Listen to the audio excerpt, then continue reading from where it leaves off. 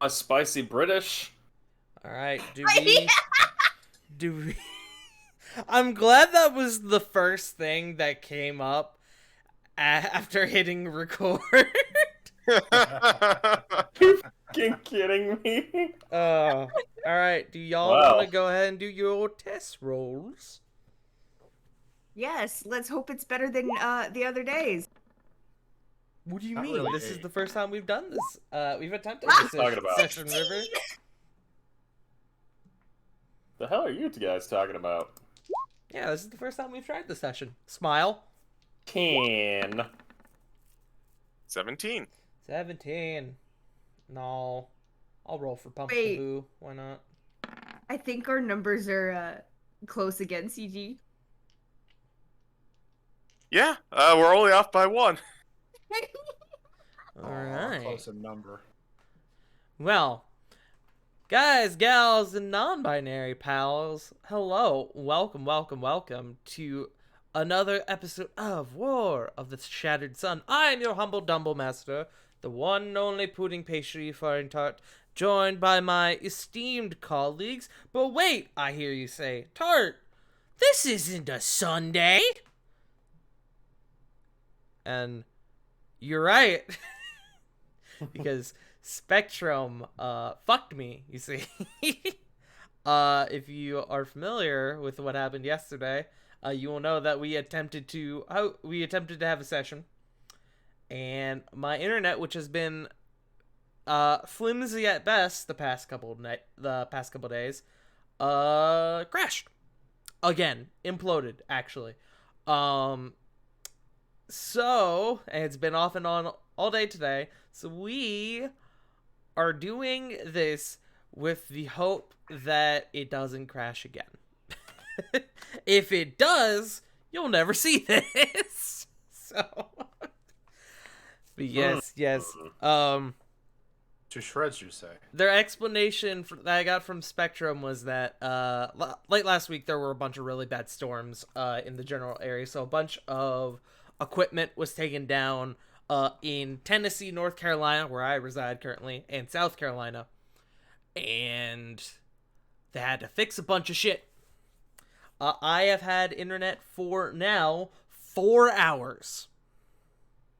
So we're going to see if it upholds. We're not going to call this a victory until we get to the end of the session. But it has gone 4 hours without any issues. So here's hoping. I'm really biting down on my tongue, trying not to sing it. Do not. I'm trying. It's hard, man. Do not. But that being said, we are missing Punk tonight, unfortunately. Punk has had a lot been going on the past few days, and they are unfortunately not able to join us tonight, but that is okay. They will be back, and, you know, it just means I could torture these goons more. Right, goons?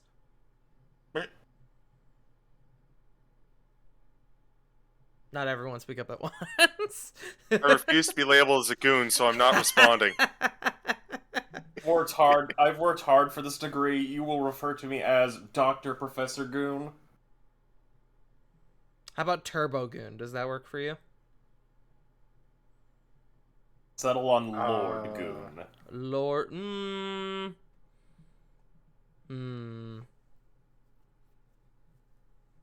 I will give you Sergeant Master Goon, but that's it. You know what? I'll take it. Sergeant Master Goon. Sergeant Master Goon head ass. First class. And I can't wait to get fucking sued First by Russian ass. banter now. I don't want to be a goon. Can I Sergeant be the coffee ass. boy? Can you be a what, River? Can I be the coffee boy? I'll go run the coffee errands. You can be a blueberry boy. You know what? I'll accept that too, because blueberries are fucking bitchin'. I legitimately thought you were gonna say, "Can I be the fuck boy?" I'm like, no, that's my job. And on that note,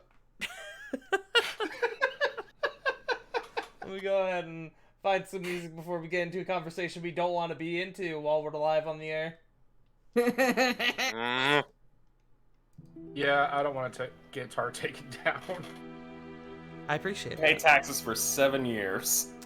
Last time, in the midst of your jaunt into the Grey Marsh, you teamed up with a small goblin individual named Skritlix, the same goblin who had previously stolen your bag of holding. But upon explaining that they were in need of a cure for the sister's condition, you all graciously offered to help. The sister, unfortunately, had been taken by the Kruthiks, deep into their hive. Your goals aligned in that you all also needed to confront the Hive Lord, Morgana. Dark, damp, confusing, you all ventured deep into the hive with the assistance of Latchkey. After some time, you managed to confront Morgana, who had killed 2 of her 3 goblin captives. You all attempted to negotiate the release of Skritlix's sister, Phylete, but Morgana was less than reasonable after the theft of their treasure, quote-unquote. A fight ensued. You all took some hits, but you were able to secure victory and get back not only the imprisoned goblin's sister, but the artifact you all had come for, the Wings of Girta. You all took a moment to observe Phylete's condition and discovered that she was unable to walk as a result of an old viper bite. But Flit, having cast Greater Restoration, was able to reverse this, allowing the child to walk once more. You all, reporting to Nicholas, decided to head back to Dragon's Reach. However, you were not alone, as the 2 goblins, with the desire for a new start, just decided to join you all. We pick back up where we left off.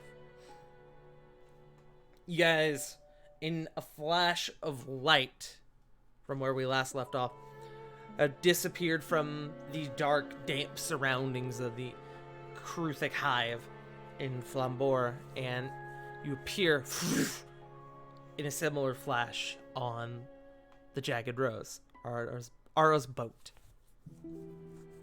Y'all look around for a moment, and it is quite dark. Those of you with higher survival will be able to determine that it's roughly about 2 to 3 a.m. in the morning. Very late. You figure most of the town is probably asleep except for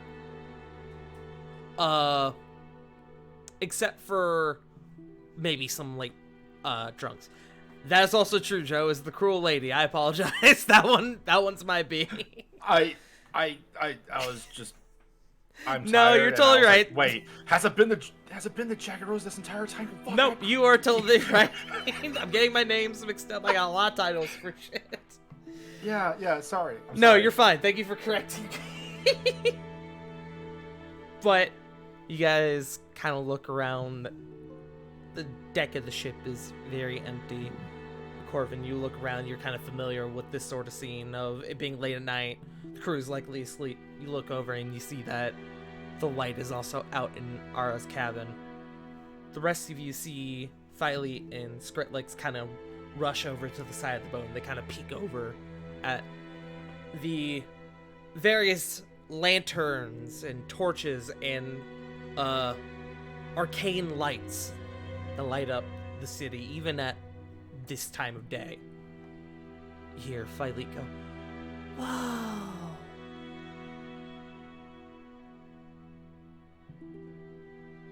What do you guys do? It's really something, isn't it? Yeah, it's very pretty. You hear Skritlix go, "So, we're in Austerios?" That is correct.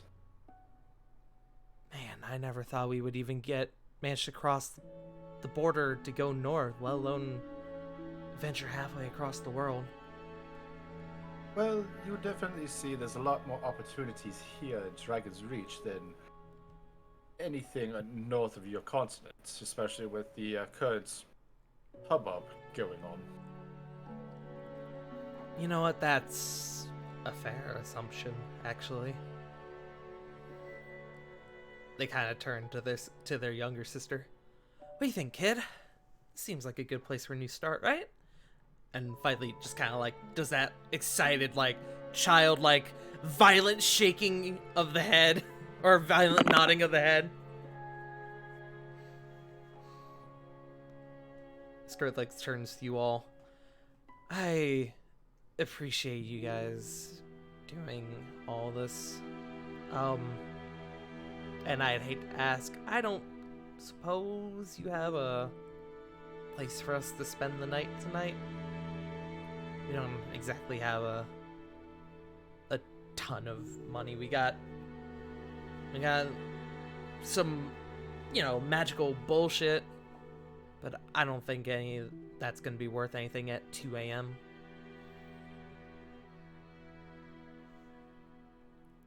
Well, let's gonna look on over to Lily. They could bunk with you ever since, you got a place in town. I do have a place in town, but there's also more than plenty enough space in the castle. That's true. The what? The castle. You guys have a castle? We Where are don't you have a guys? castle. We don't have a castle. We work for don't. someone who has a castle. What? And then you see them kind of peer around and they start looking and then they see the castle and they go, what the heck?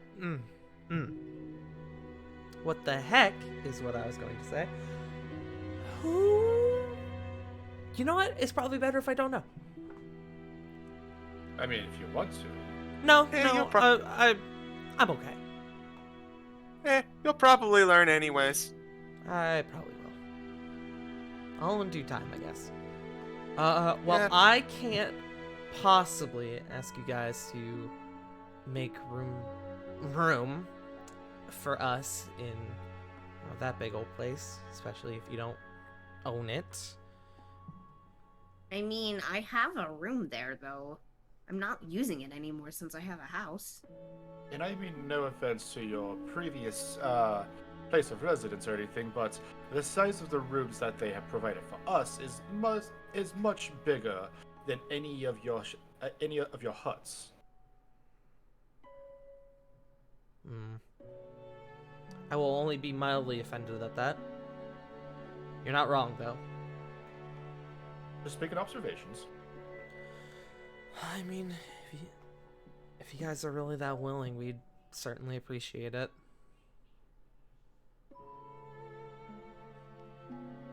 We'll probably have to explain it to the guards, but we should be able to get you in just fine. We're not gonna get, checked or anything, are we? Because, I mean, I don't exactly have identification or whatever they use. They haven't checked us yet. He just kind of puts his hand on his chin. I'm 90% sure at this point that, we're trusted with our judgment of people. That's true. They kind of nod slowly and they turn to you, Phileet. What do you think, kid? Wanna spend the night in some big old castle that, where all the rich people stay or something? And I'm not too terribly familiar with castles. And Phileet goes, yeah! Yeah! Kind of does that, excited, childlike twinkle in their eye.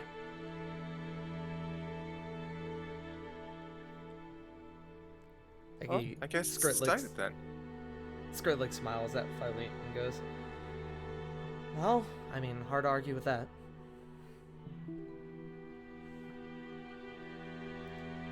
Are we all heading to the castle then? Looks on over to both, specifically Corvin and Lily.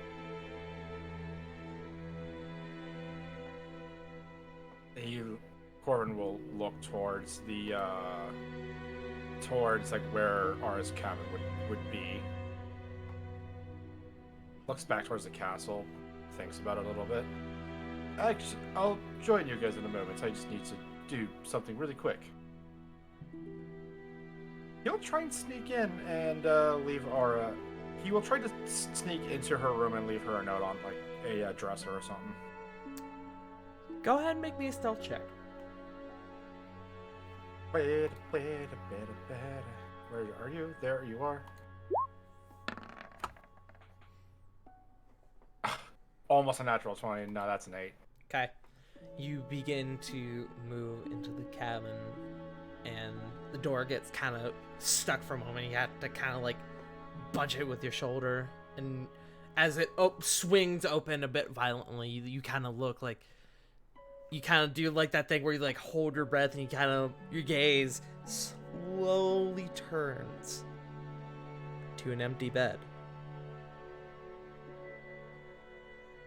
Arya is not there.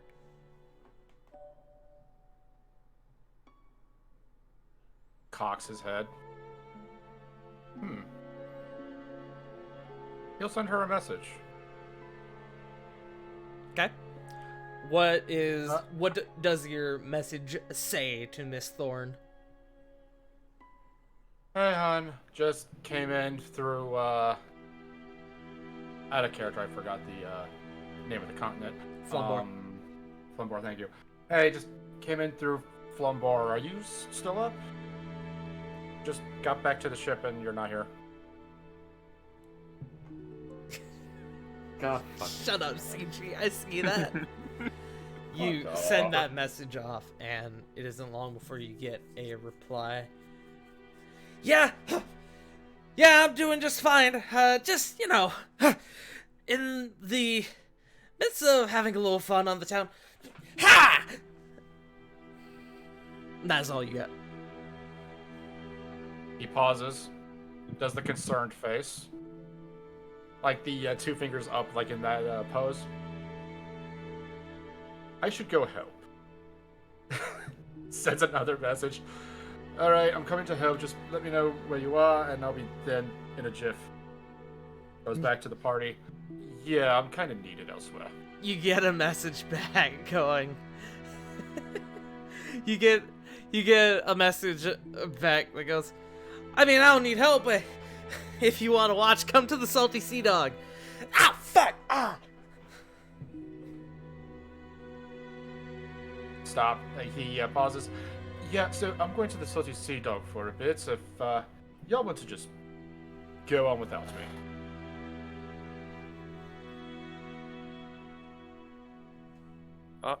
Okay. I'll see you in the morning. Stay up. Do not stay up too late. I can trance and be there by 10. It's fine. Corbin, really quick for me, go ahead and roll a D100. Kia. 72. Okay, you are actually familiar with the Salty Sea Dog. You know it's a bar that is not too far from the docks district that is quite familiar with rowdy sailors, and it's one of those bars that rather than having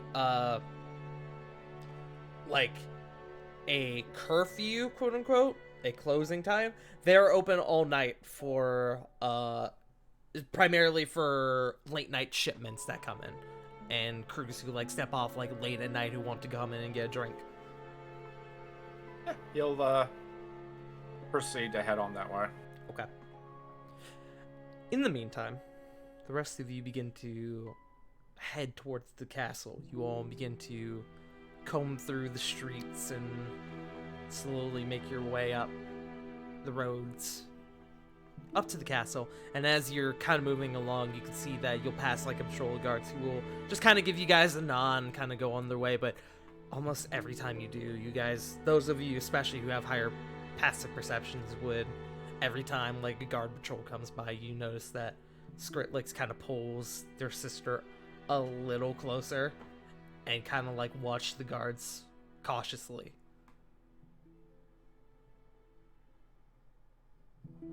But eventually, you guys make your way up to the castle. The guards out front recognize you guys, so they don't question your new companions that they have with you. You guys eventually make your way in. You guys take them to Lily's room, you said? Yes, I believe. Yes, Yeah, because that's- presumably Lily will lead them to her room, and then she's probably gonna go back to her place. Okay. Easy enough. You guys head up to Lily's room, and you can see that as the door opens to Lily's room, Skritlix and Phylete begin to slowly move their way in. Phylete is, as any kid in a fucking castle would do, begins like combing across like the walls and like the furniture, like, oh, what is this? Oh, this is so soft. Oh, look at the view, kind of like looking out the window and like just doing excited kid things. And Skritlix just kind of slowly walks in and looks around. Wow. Yeah, this definitely a castle, all right. You can see they're sort of in awe at this whole scenario that they're in.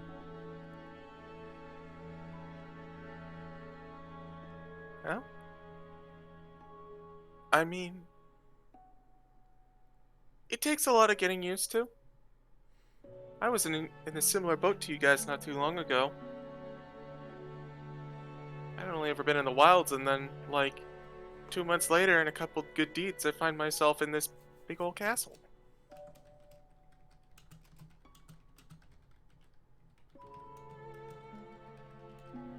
Skritlix kind of turns around to you and goes, yeah, I mean, this is a little overwhelming, considering that literally earlier today I was fighting for my life in a stuffy lakeside village. But it is nice to be able to breathe properly. The swamp and marsh air was what was really messing with my lungs, my breathing. But I haven't had any issues since we got here. Which was one of the bigger reasons why we wanted to leave. And you can see as they're having this conversation with you, you can still see Phylete, like, who has now, like, crawled under the bed. And you can see, like, the little shuffling of, like, the little, like, bed skirt.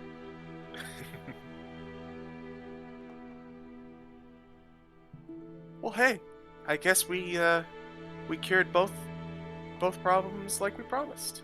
Well, the first one we promised. This was a nice bonus. Yeah. The old Paragon types. Before you go, I did have one more small favor I wanted to ask, if that's alright. Hmm? They look to you, Lily. And they approach you and they go, I would like to meet everyone, if that's okay. Lily has to stop and think for a second. Oh, shit, my hat. And she takes off her hat and kind of like tousles her hair.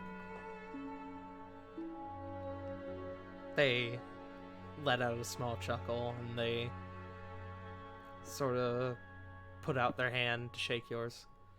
Skritlix. Lily. It's good to meet you properly, Lily. I owe you and your friends a lot. More than I can really express. And you can see that there is a very small welling in their eyes. Lily beams like a big smile, and you could see like little happy tears. It's nothing that we wouldn't do for anyone. We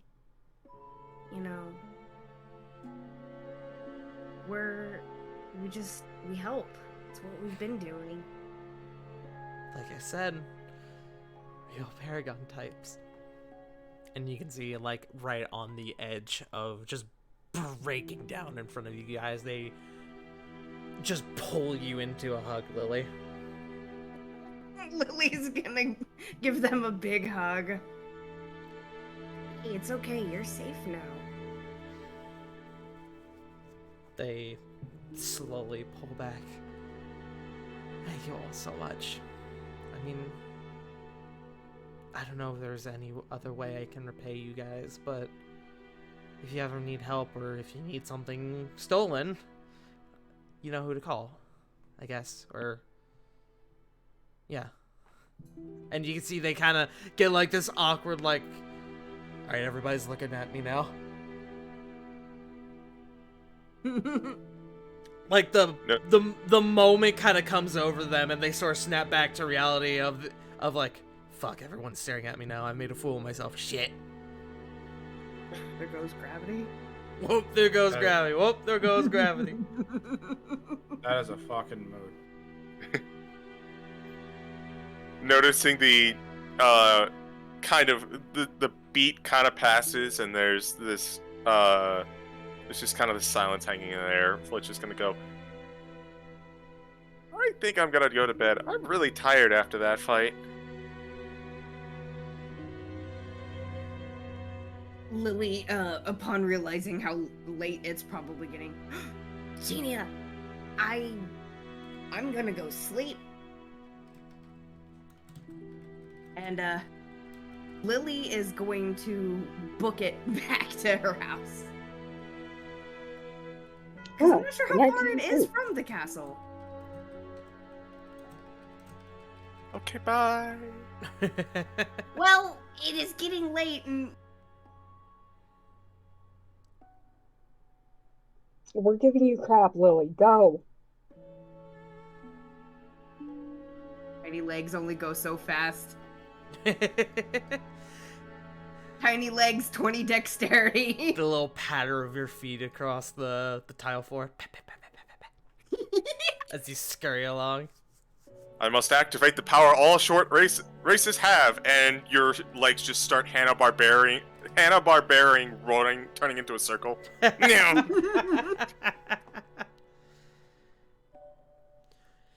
Skrillex turns to you guys and goes, yeah, we should probably go to bed as well. I know that. And they kind of turn and try to spot Filey. I don't know where my sister has gone. But and then you all kind of begin to hear this very, very light snoring coming from under the bed. And they kind of pause. Yeah, that sounds about right. It's been a day. Yeah, for some of us more than others. Thank you guys, really. We'll try to be out of your hair by this time tomorrow.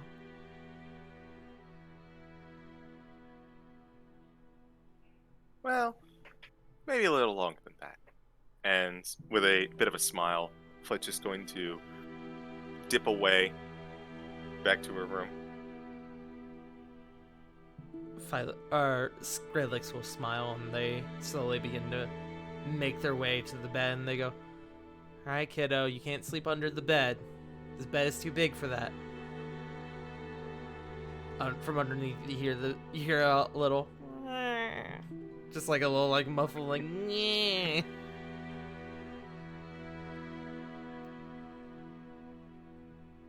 But the rest of you eventually head to your rooms and bunk down for the night. Corvin, you make your way over to the Salty Sea Dog.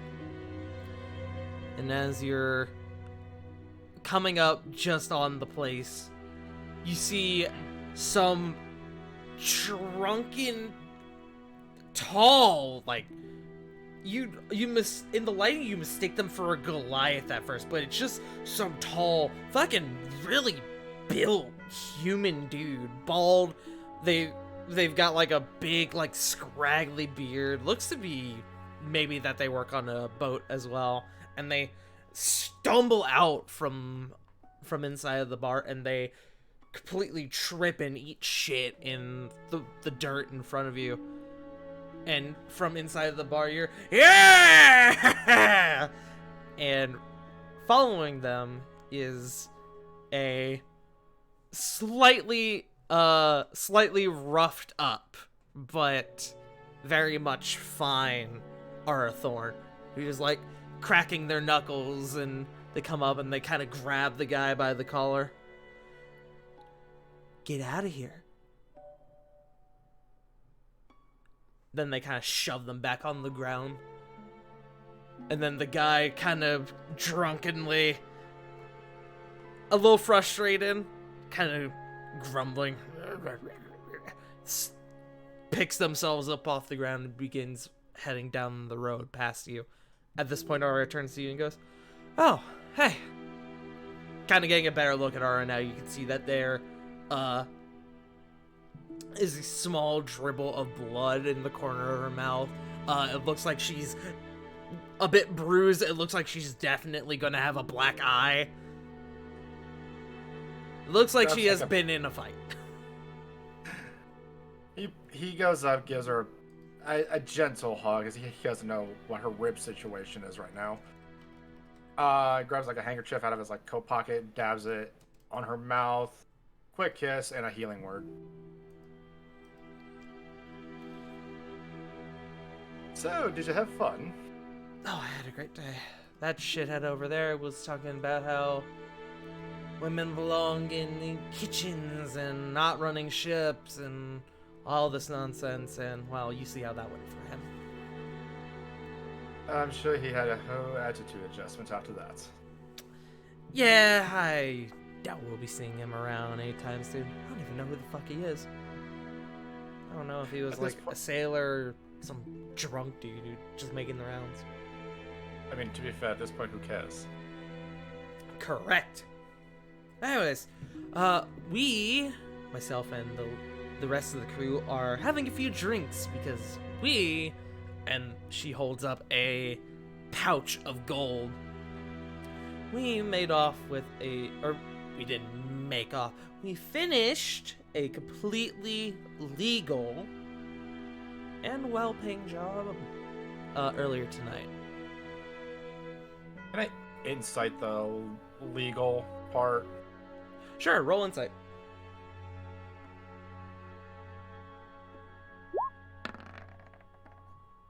Uh, 26.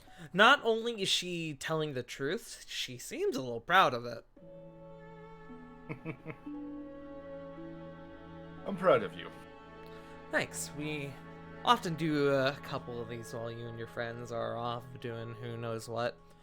And we just earlier tonight got back from making a delivery of wine for some nobles to a nearby town. So, some big familial name, family name, I don't even remember who they were. I was more focused on, And she kind of throws the bag up in the air and catches it. So we're just celebrating. Oh, far be it from me for being a party pooper. I'm guessing they're still up. She kind of peeks in the door. Most of them. Yeah, yes. He'll just kind of like open the door for her, just kind of say, fuck, hang on. Excuse me. And he'll just say, right after you. And he'll just join them for the night. Okay. As Arya begins to walk in, she goes, "Next round's on me, lads!" And you hear the crew go, "Yeah!" It is a wonderful night filled with alcohol, merriment, and, typical pirate things, pirate shenanigans. But, Yeah. go on.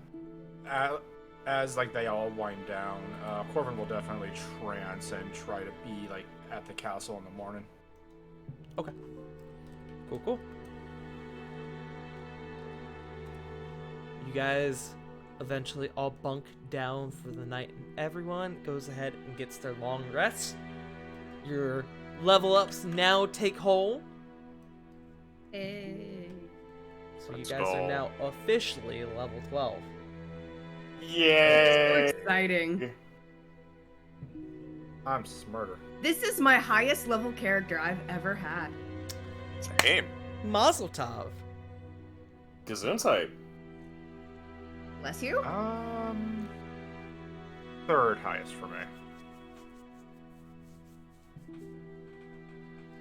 Hi, Miss Marojeth. Let me go ahead and change the music and we'll get right into our next scene.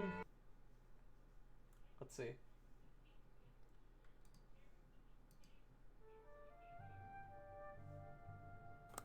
Might need to turn that up a bit.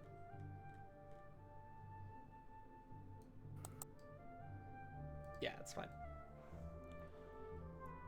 The next morning, you all begin to stir. Can I go ahead and, from the castle crew, go ahead and have everyone roll just a flat d20 for me? Sure. So this would be Flit, Rovan, and Sarah.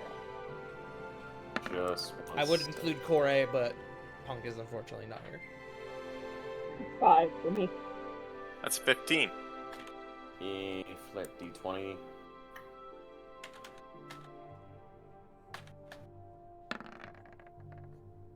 $18. Okay. Rovan, you wake up surprisingly early and you kind of shuffle out of bed and, like, in that mood of, like, well, fuck, I'm up now. I might as well, do something or eat or whatever. And you kind of begin to stumble out of your room after the long day yesterday.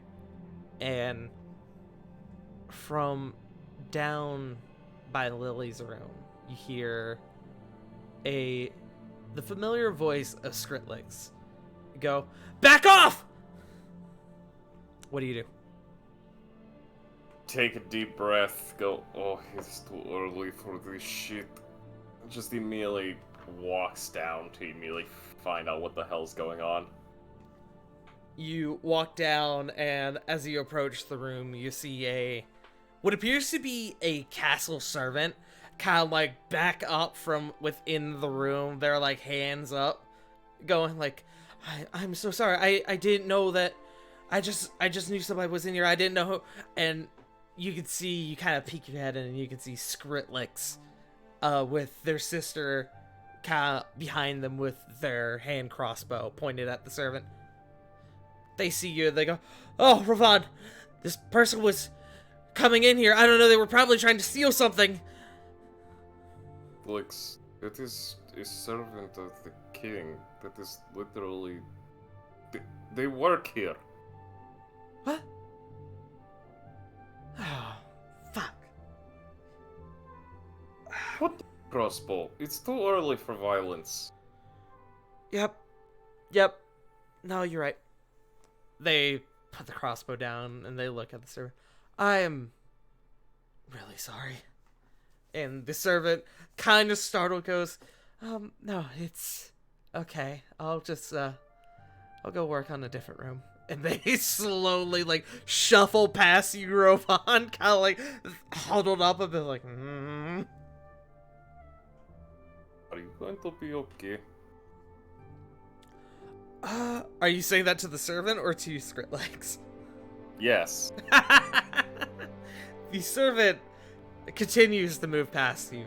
Skritlix, you hear go, "Probably we'll just need a few days to get used to things.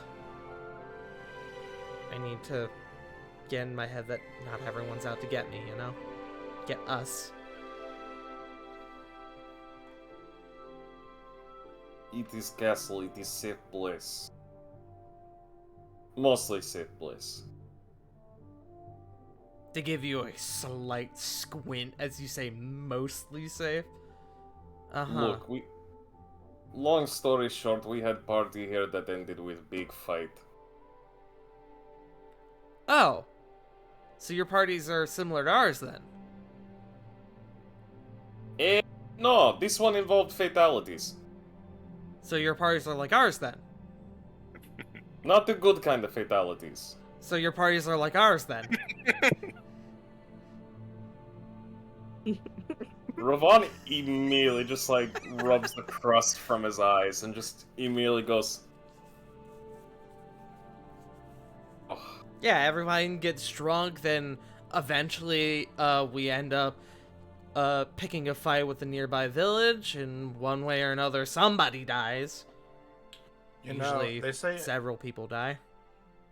You know, they say if 3 people don't die in a goblin wedding, it's considered a dull affair. Correct. Thank you, disembodied voice in my head. Oh, No problem. you people. Okay. Alright. In meantime, That's how my dad came into power. Avi. That was a night.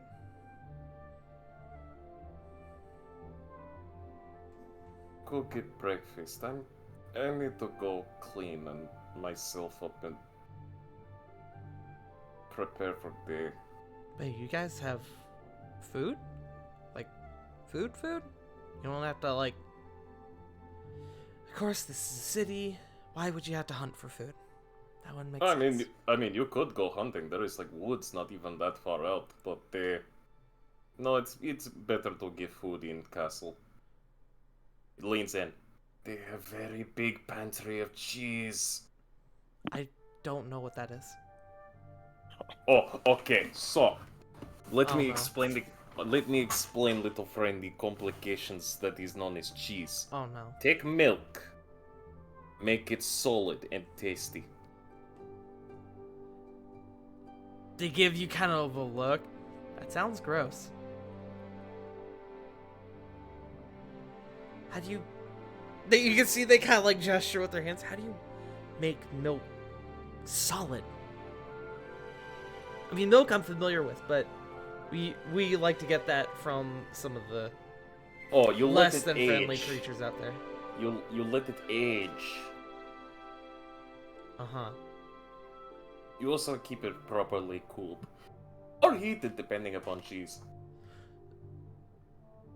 So, you guys have, like,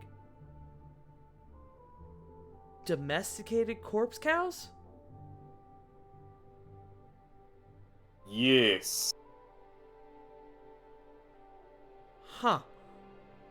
Okay, look, here. I will make this quick, okay? Hold on. Come with me, both of you. Skritlix kind of turns to you, Philate. They kind of shrug. They begin to follow you. I like that I said corpse and cow together, one word, and Ravon didn't think about it for a moment. Just went right past it. To be fair, I got it too.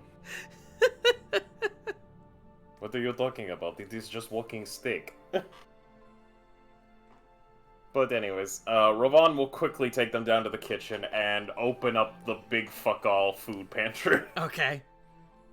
You can see Philate, I mean, like a kid in a fucking candy store, begins like, wow. Skritlix is like, Skritlix, kind of the same reaction, but on a lesser level, trying to keep some modicum of integrity, I guess, would be the word. Kind of looks at the pantry and goes, ah, so you guys just have this, huh? Provisions, parts, and everything else. Hold on. And he immediately grabs, like, a couple things of cheese. Here, try this. This is called cheese. You hand them, how much cheese do you give them? Do you give them, like, a whole wheel, or do you just give them, like, a slice? I give them a cut triangular block of cheese that can fit into Ravon's hand. Like, Okay. he can actually grip onto it. So, aka, probably enough to... You've seen Tom and Jerry when he eats the one thing of cheese. Yes! That's basically it. Okay. You hand it off to Skritlix, who kind of, like, begins looking it over. Kind of sniffs it. Ooh, doesn't smell very good. But, I mean, most of the things I eaten haven't smelled very good. They kind of take off a chunk of it. They hand it to Philate, who... Skritlix looks like they're about to explain something. They go, alright, now Phi. And you watch Phi scramble, take it from Skrit's hand, and just shoves it in their mouth like a fucking... like a starving wolf. Just... one will grow up big and strong if they keep eating cheese like that. Skrit, who kind of like hesitates for a moment, like, fuck. Okay, yeah, it's good, Ken. And Fi again has like the starry-eyed expression. Breaks off another piece and starts eating that. Skrit kind of like pulls it back from them. Whoa, whoa, hey now, this is for both of us. And you see their eyes slowly drift over to it. They break off a little bit. They start chewing on it. A moment passes to 2 moments. Then you watch as a cloud of cheese dust begins to ascend from these two, as what I can only describe as Taz the Tasmanian Devil.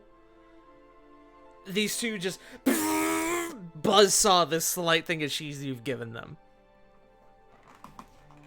Your face is now yellow, as well as theirs.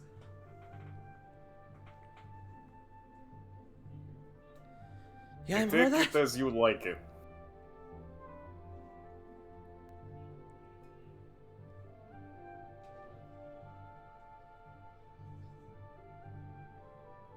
This is good.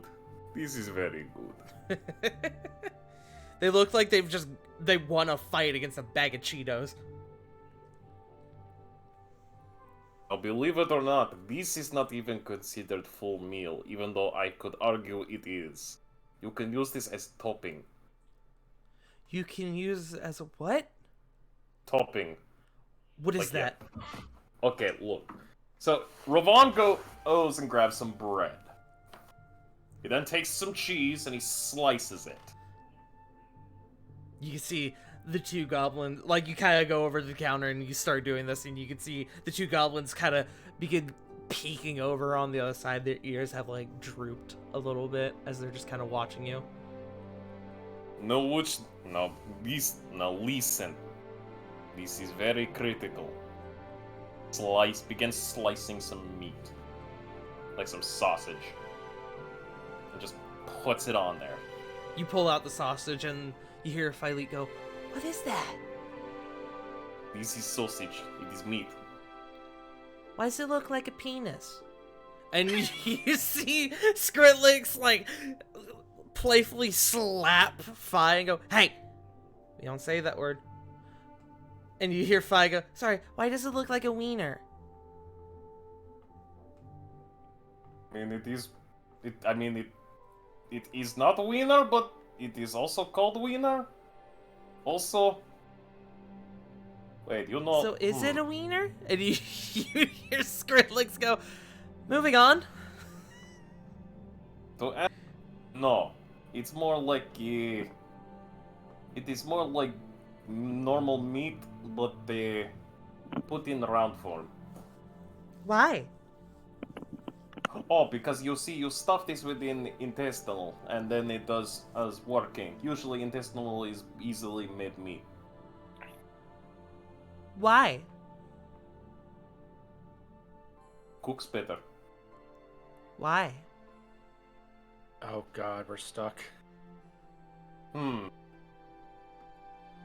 Because someone decided to do it? You could say they kind of pause for a moment. They kind of like put their finger up to their chin.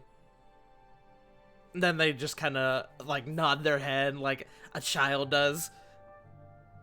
Now watch these. Slices meat, puts it on the bread and cheese.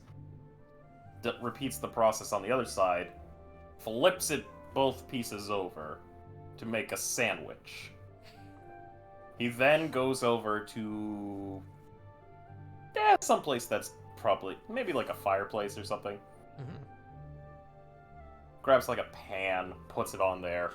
For the record, Cooks. while you're doing this, there is kitchen staff who are watching this go down, and they're equally confused.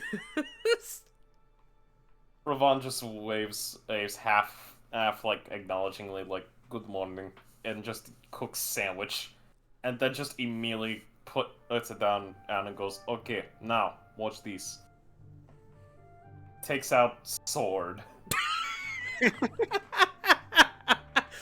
This is the... What's the one video on how to make a grilled cheese? The guy is like, to cut a grilled cheese, I use my bandsaw. Wait a minute, no, this is not right tool. Puts away sword. Pulls out great axe. Or, Now in this a is pinch, right. you could use a kitchen knife. What do I look like, a rogue?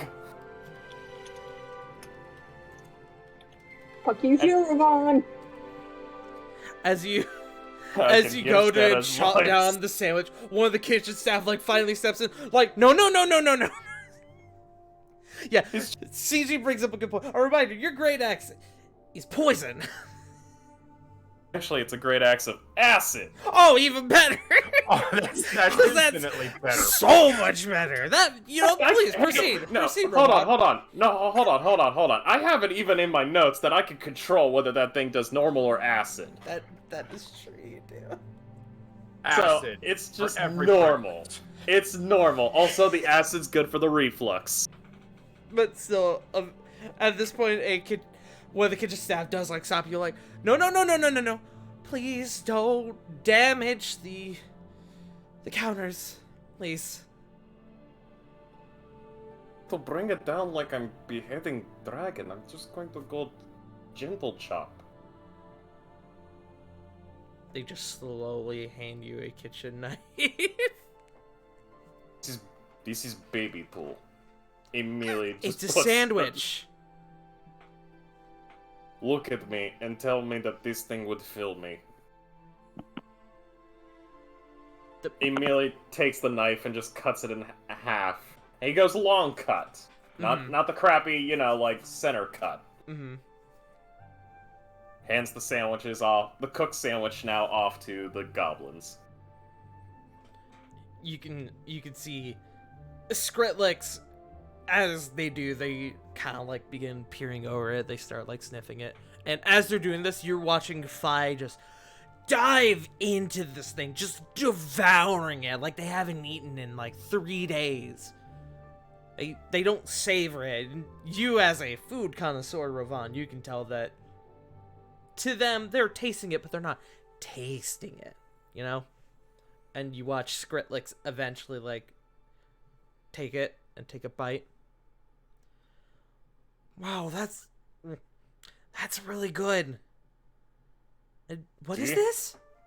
It's called sandwich. Sandwich. Do you have more sandwich? Looks up to the kitchen staff and goes, I leave them in your care. You hear one of them go, "Oh, hell no!" And they are being slapped by another one. Ravon will actually just barely wake up enough to immediately crack knuckles. You see, at that, one of them kind of comes over and goes...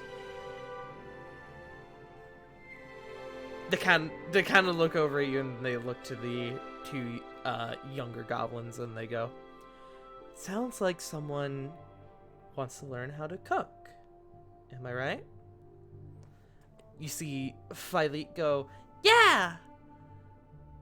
Then maybe I can take a little bit of time to teach you. How about I show you both what we're doing, and you can help us make breakfast for your friends." They kind of look at you, Ravon, like, friends, right? Friends?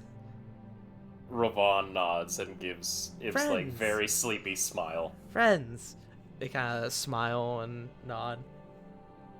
Skritlix goes, "I am not sure we should be here. I feel like we're intruding." And the cook goes, "Nonsense. Please, come with me." And Phileet is immediately like on their heels, excited, like, "Oh yeah, I'm gonna learn how to cook."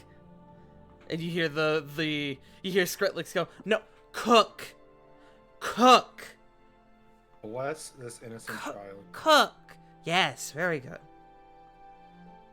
Ravon will just still sleepily smile, just wave them goodbye while they're being taken, and looks to the remaining kitchen staff and goes,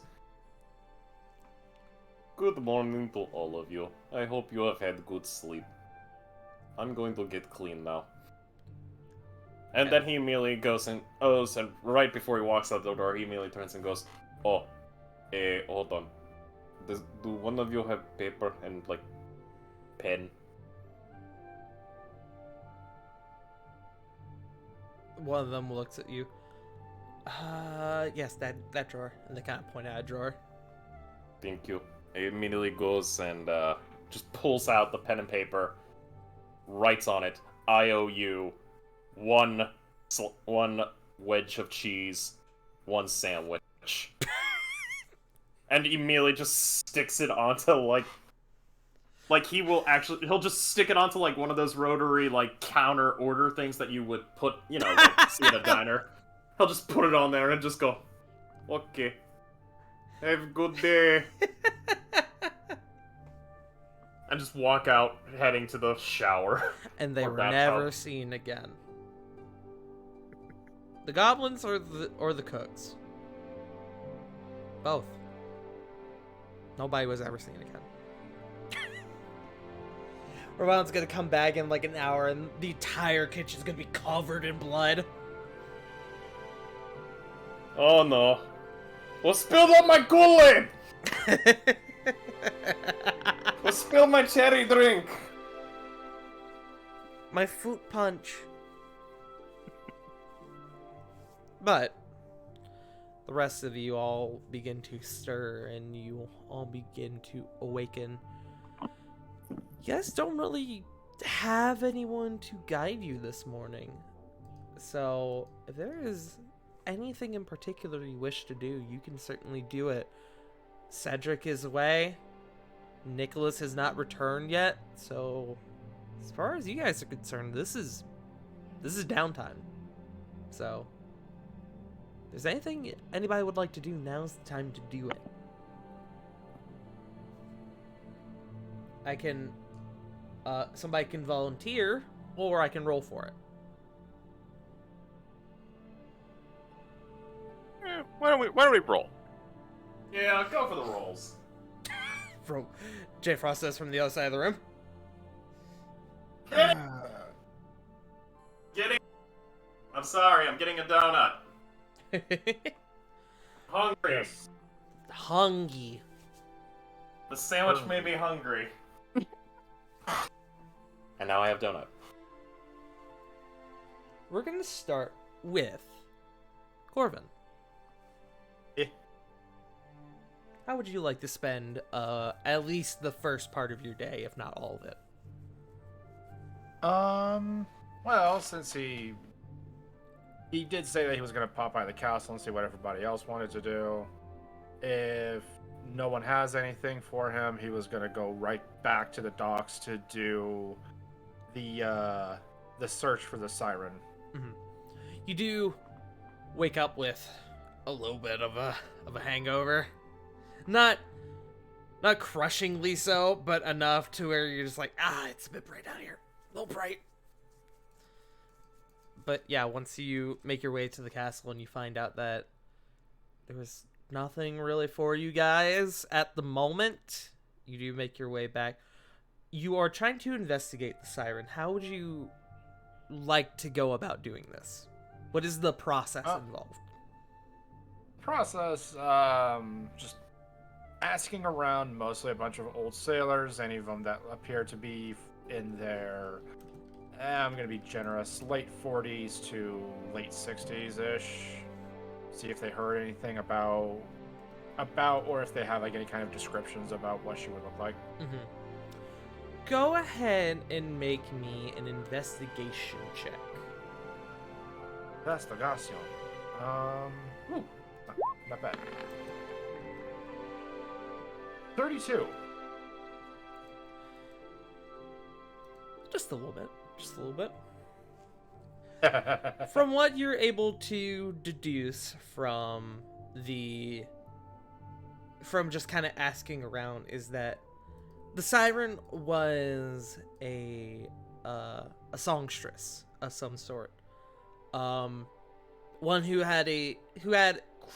was quite reputable, and in their places of work honestly brought more coin than most of the places they worked would. Very highly regarded, very popular, especially amongst the sailors.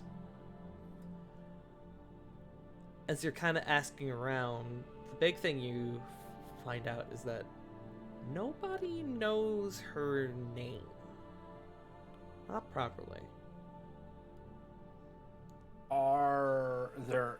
So because she was very reputable and very popular, is there any kind of like descriptors about like appearance, or outside of she was beautiful?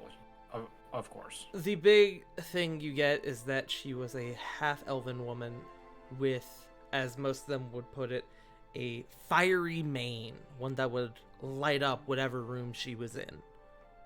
Her entire presence would bring liveliness, and eventually it became a rumor that when she was around, she would bring good fortune with her. So a lot of sailors would actually try to find her before going out on especially dangerous missions at sea.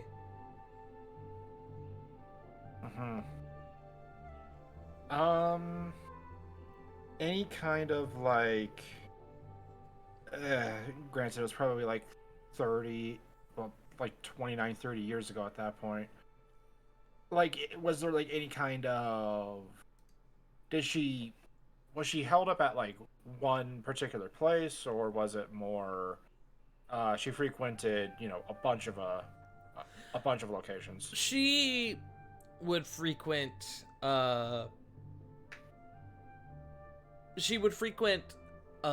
bars on that were typically by dock districts, because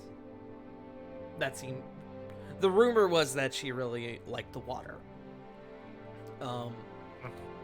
But she would, besides frequenting bars by the docks and by the water, she would also travel from place to place, almost exclusively towns that had access to the water. So it wasn't just here in Dragon's Reach. No. Interesting.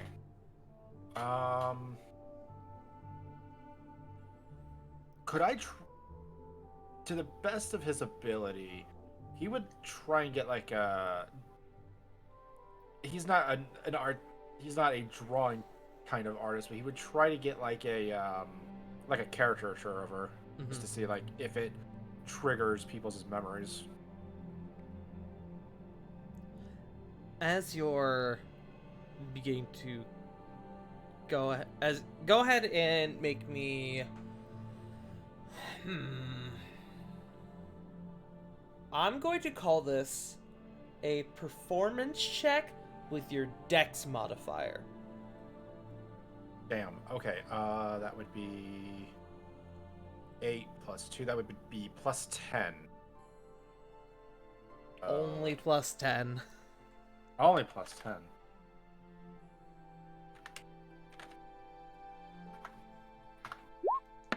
But 2 anyway. 21.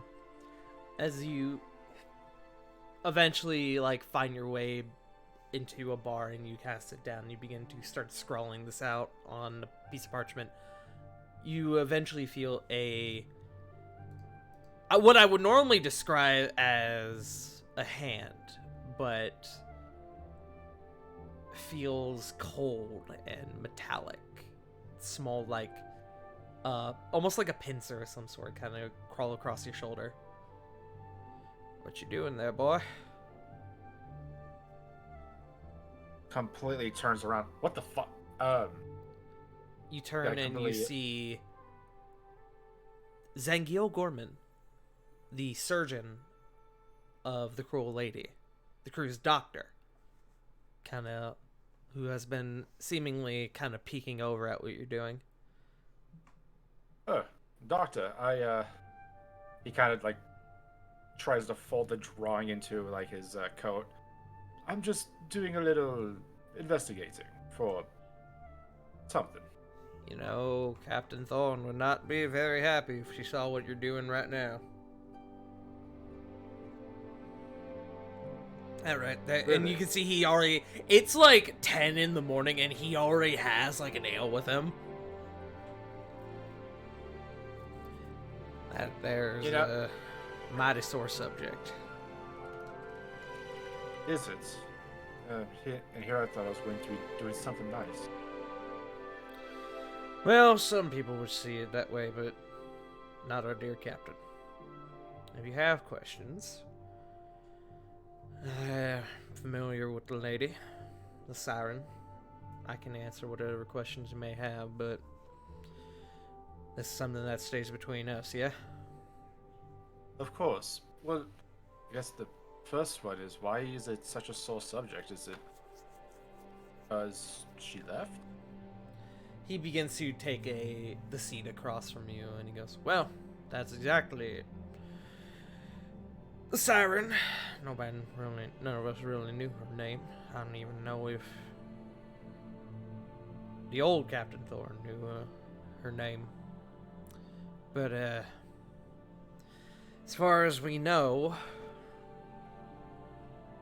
she was a songstress, and I'm sure you know some of this already.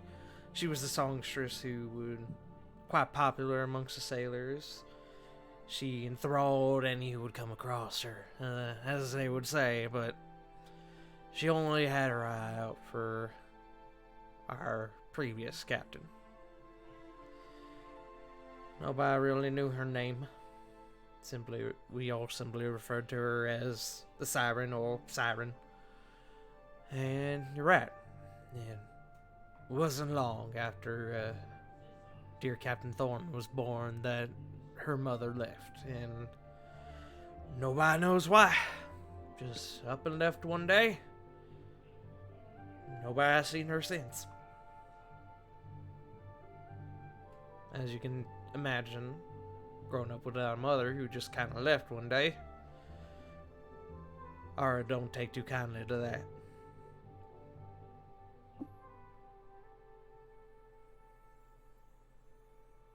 He will.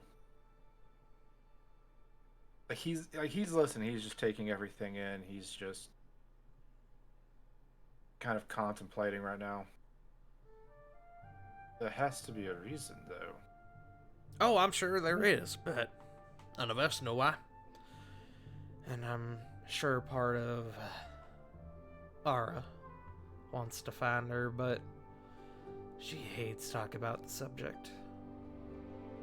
The last person who tried to talk to her about it was me, actually. Is that why you got the metallic hand? No, but that's what I like to make people believe. You know what? He's actually going to put a finger up and just kind of like scrunch it down a little bit. You know what? That's actually fair. I gotta make sure people feel the captain and all that jazz. It's certainly a better story than how I did lose it. Okay, my curiosity is getting the better of me. How did you lose it? Rabies. Got bit by a dog. And Oh my gosh. there's only so much you can do without a doctor nearby, so the fellows I were with took an axe to it. That's... He kind of like stops and thinks. Feels a little extreme. But... A little bit. Wait. But hey, have the it- dog were happy. Got getting I it would all in my assume. hand after all that. I do thank you for sharing this. I know that half the reason why I wanted to do this in secret is because I didn't want to bother Arya with it. I mean, she already feels horrible when Black was around, and I don't know, maybe she can get some closure. Well, son, if you can find her, then I'm sure then you can bring her all the closure that she needs. But if not, I'd keep my head out of it. And he kind of pats the table, and he begins to stand. Just a bit of food for thought. And he begins to make his way over to the bar once again. He puts his empty glass or his empty cup on the counter, and he makes his way out. You are alone.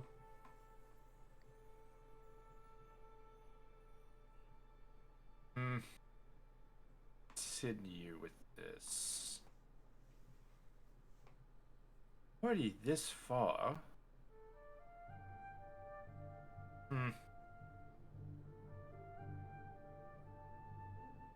He's just gonna sit there and kind of think for a bit before kind of getting lost in thought, just kind of wandering around a bit. Okay. Any other way you would like to go about this investigation? Hoping the drawing would be good enough. Okay, so this is going to be a possible metagaming question.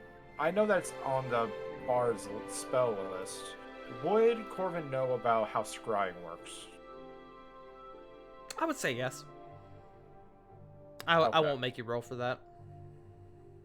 Okay, cool. Because he will try to take the drawing to Arxis and kind of seeing if he can, if he knows how to use the spell. Okay. We will come back to that if that's okay. Oh yeah, that's fine. Don't let me forget. Will do. Alright. Up next, I will go ahead and roll for someone else as I change our music here. We're going to move on over to... We're going to move on to Flit. Flit, what would you like to do with your little bit of free time you have? I think I'd like to track down the two goblins. Okay. You would have heard from Rovan that they are being taught how to cook in the kitchen. You make your way down, and you see that there is, in the midst, as you enter I gotta change the music, hold on.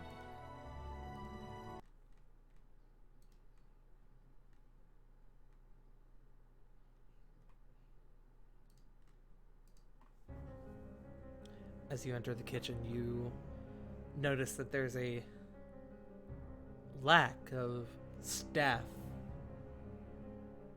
It's odd, considering, what time of day it is. You begin to move throughout the room, and you see an unmoving cook who has fallen in the center of the room. And from their body, this massive puddle of red. What do you do? Oh my goodness! I'm gonna rush on over, and I'm gonna, I guess, roll a medicine check on this cook. Roll me a medicine check.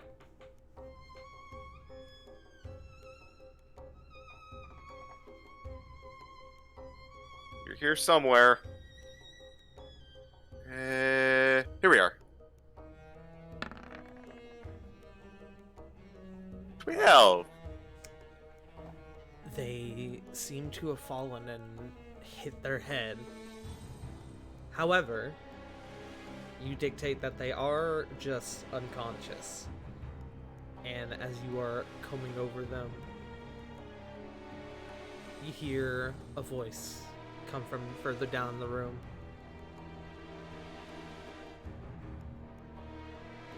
Huh?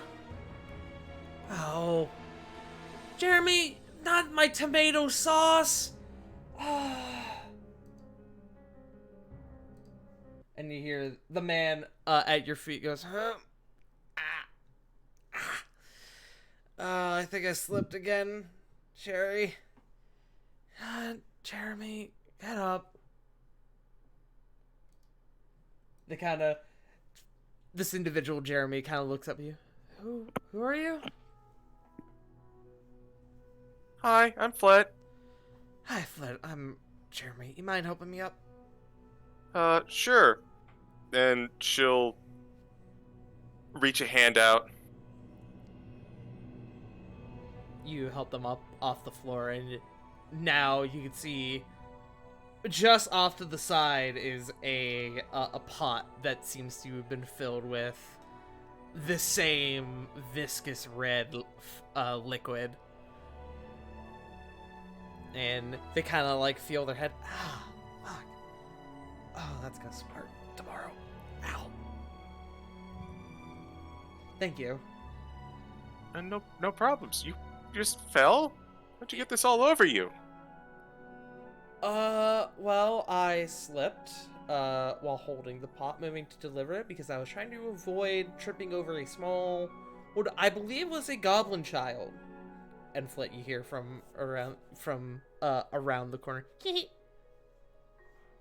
And you kind of turn and you look and you can see Fi is kind of there peeking from where the second cook, Sherry, came from. You hear, Fi? Where are you? There you are! Oh, hi, Flit.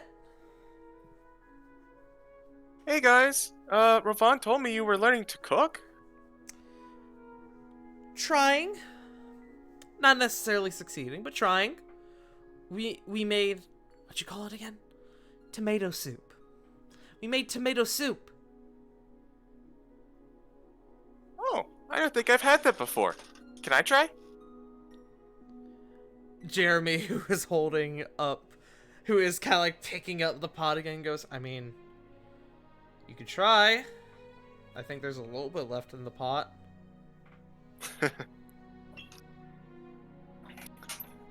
So Flit will walk over to the pot. Mm-hmm. And is there like a bowl or something? Yeah, it's a kitchen. Yeah. Tart, I roll for silverware. You're okay. No. She'll just pick up a bowl. I assume a ladle, get a little bit, and just have a little bit of soup. It tastes exactly like you think it does. It tastes like tomatoes. It tastes like soup. A little bland. Not bad, but it could definitely use a little something to it. Huh. Tastes pretty good. You hear Fi, who has now come up behind you, has kind of like grabbed your leg. You hear that, Scrid? We did good! Scrid is kind of standing over by the other cook, who has begun to approach now and is just kind of smiling, kind of shaking their head.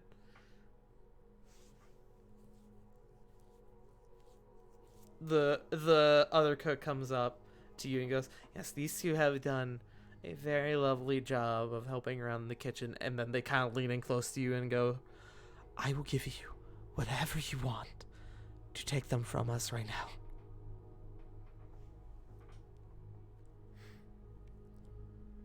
So, just hearing that, Fletch's just gonna look out over. Hey, you two. I actually want to talk to you a little bit about the rest of the day. Would you mind coming with me? Oh, yeah, Fi says, kind of beginning to climb up on your leg now. Here.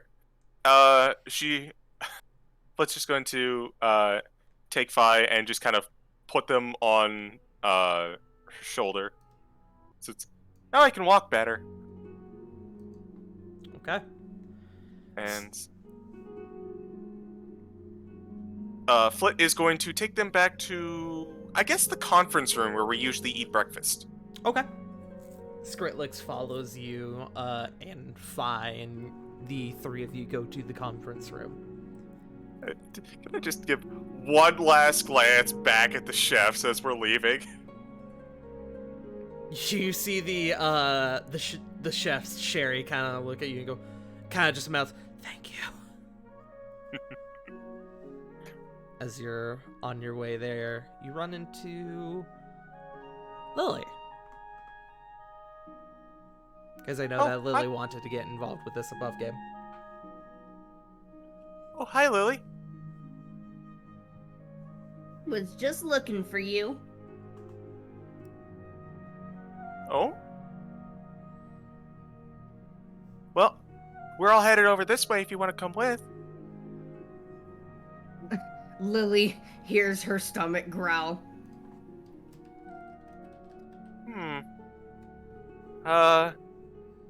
We made breakfast today, but I think it's just tomato soup. I will say at this point it's getting a little closer to like lunchtime. It's about Okay. like 10:30, 11 right now. So now would be a good time for brunch. Oh, well, that'd be good. Well, the cooking staff might be a little bit busy, but I could definitely go for some brunch. Brunch does sound nice. Said River. Look, me and food, we have a relationship. Hey, I'm not judging. Just gonna make me hungry.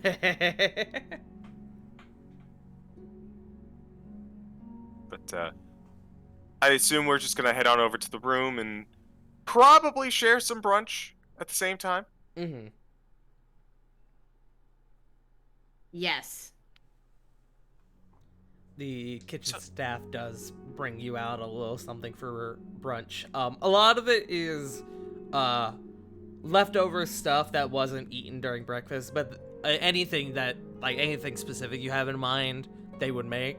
And you hear Fi go, "Could I have a?" And the servant who kind of was like talking with them goes, "I don't know what that is, but I will try my best." And Fi goes, "Thank you."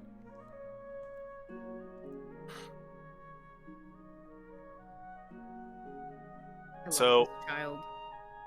I was just imagining what the person comes back with.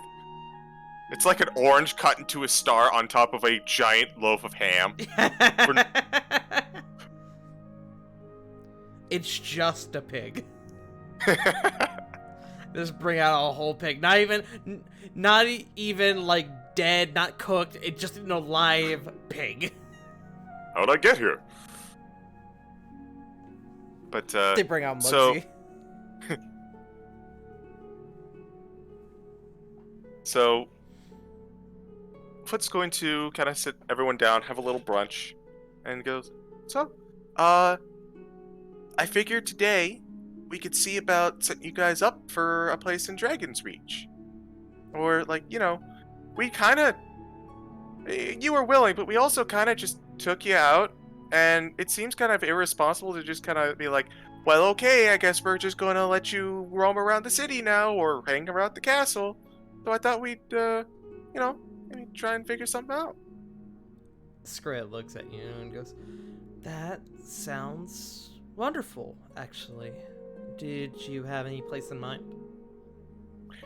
"I don't think we have enough money to afford a home or anything." What's gonna look on over to Lily?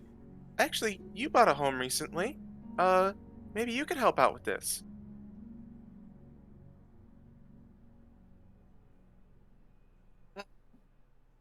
Lily's place was pretty pricey-ish, but... Love game, I'm actually...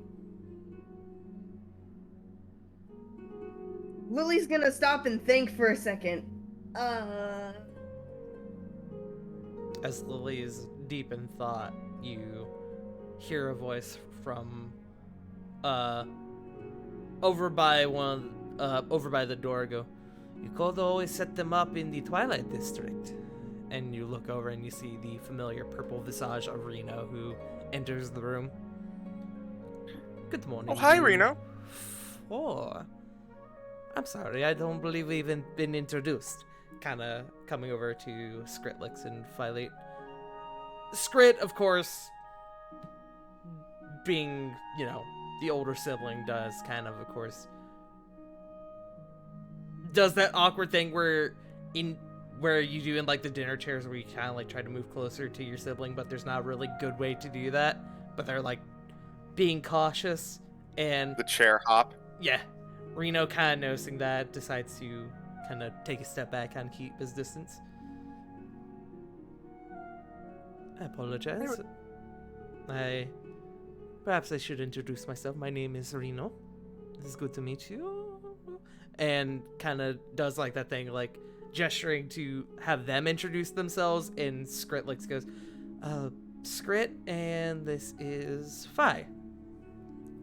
Well, Skrit and Fi, it sounds like my friends here, kind of looking over to you and Lily, are trying to set you up with a home, if I am getting the correct impression.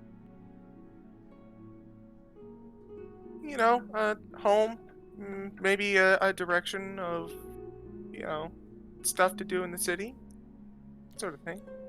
Well, you certainly could do that, but I will remind you that a certain archpriestess is currently hard at work with her monk lover, her monk druid lover. I don't quite know what she does anymore.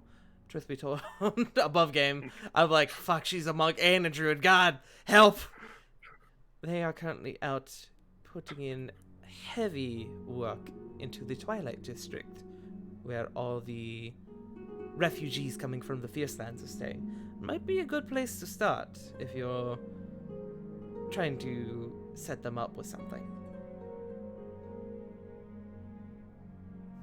That might not be a bad idea. Maybe we should start there then. Lily will nod, probably with a mouthful of bacon. Wait, we got bacon? She looks at her plate and looks out over, I assume, to one of the goblins who just has all of it. It would definitely be Fi, who it's all like hanging from her mouth. Oh. Well, okay. And Foot is going to start like peeling an orange into slices, and then once she has a few slices, she's going to offer it to Toshi. You now have a orange-shaped Toshi. Oh, I asked you, I cut it up into slices so you'd stop doing that. An orange slice-shaped Toshi. Better. He's triangle shaped. Yeah. He's figuring it out. But so, has there been a lot of progress in the Twilight District? Oh, absolutely. I believe they are currently in the midst of putting up a small wall around the area to close them off from outside elements, such as wildlife and, that sort of thing. Oh. If it's kind of close to the, wild elements, that'd be a great place for, like, transitioning, I guess. These two came from a very, deep, swampy jungle, so it's always a little weird going from that to this. And she just kind of gestures to the castle. If that's the case, it might be a great place for transitioning. But yes, I believe Diana, Corey, and dear little Nexus have all went down early this morning to assist where they could. Oh, then maybe we can meet up with them and, figure something out. Kind of looking over to the two goblins. What do you think of that? I think that sounds less overwhelming than this. Kind of just like looking around the room they're in.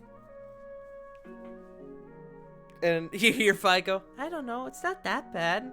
As they begin chewing on their mouthful of bacon.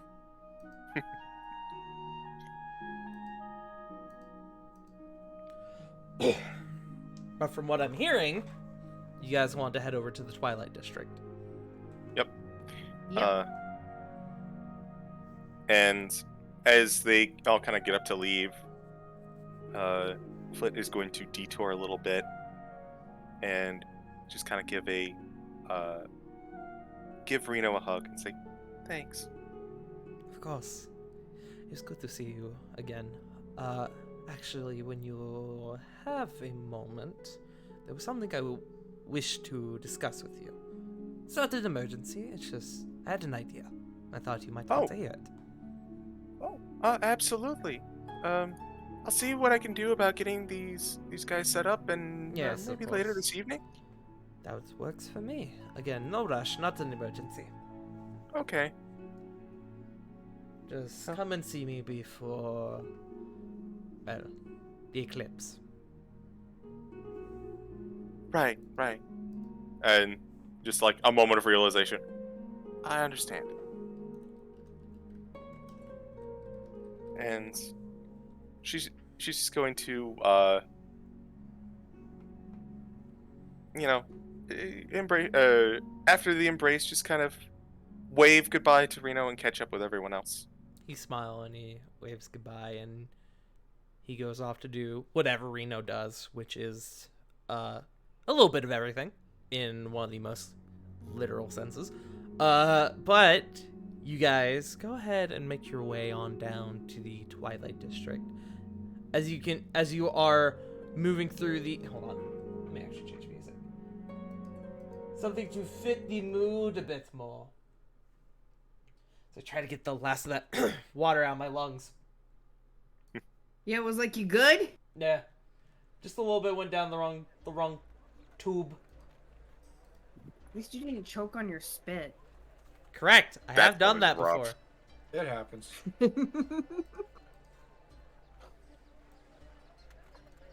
But as you guys begin,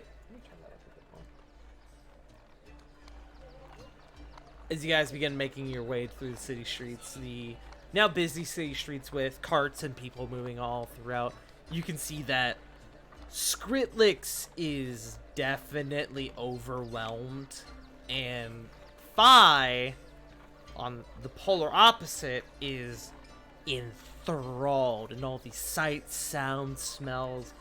It's the same thing of taking a child through their first major city, of them getting distracted at literally everything they come across. Eventually, Skritlix has to, like, pick them up and, like, put them on their shoulders just so they'll stop wandering off.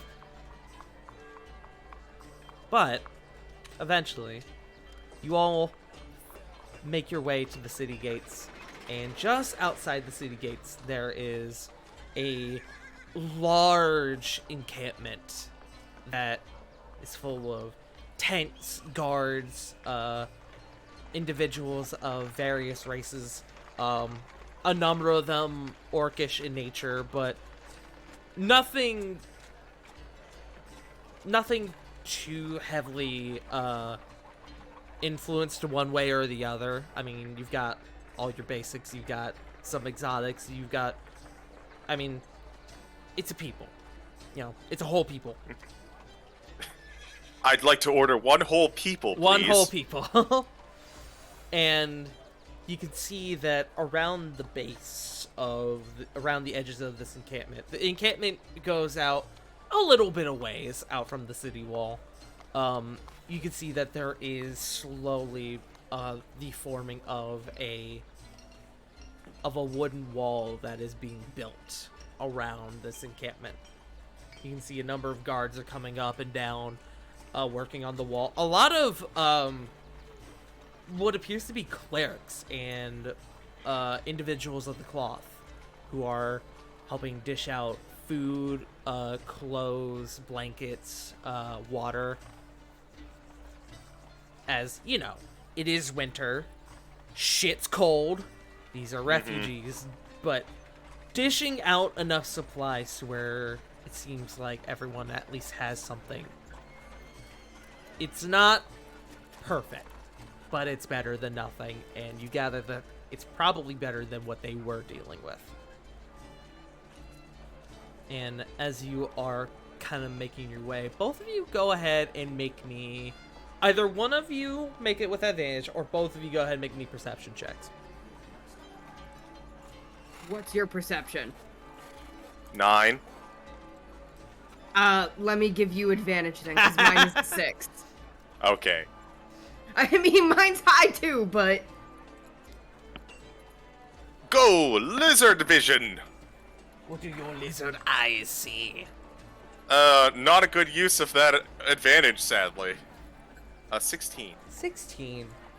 You begin to sort of listen and you begin to sort of separate the general noise from specific voices, and you hear certain individuals like in conversation, like, yeah, we had to leave behind our dog.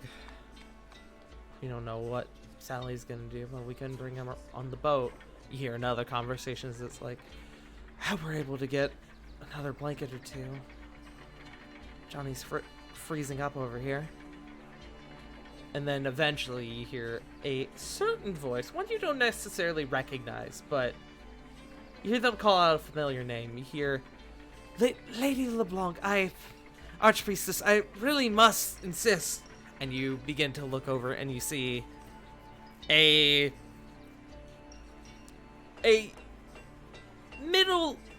slightly under middle-aged human man who has like wide spectacles and church robes, and they are currently overseeing actually like in work clothes Diana, like she's got like a shirt and like overalls on, like almost like garden clothes. Like these are like proper like working people clothes, as well as Corey and little baby Nexus, who all appear to be working on the wall. Farmer's life, Diana. Not incorrect. Not incorrect. I mean, obviously the three are bundled up for the colder elements, but they are in working gear. As you... feeling a little bit cold, we'll bring out Frostbite. Mm-hmm. You can see... And... you can see, as you guys go by, Skritlix, swipes from under the nose of one of the clergy, swipes a blanket for Philate, and kind of begins to wrap them up. And they have a tiny, goblin, burrito.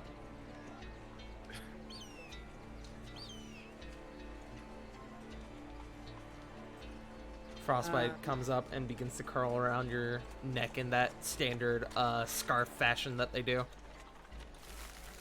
She nuzzles him. Better. Much warmer. You hear Philate go, "Are you gonna eat that?"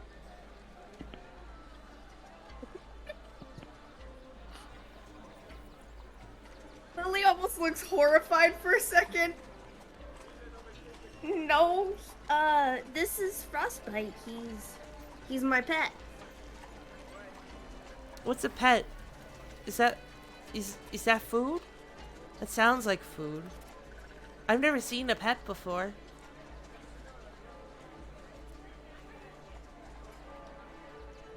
Can you eat it? No, a pet is something you take care of.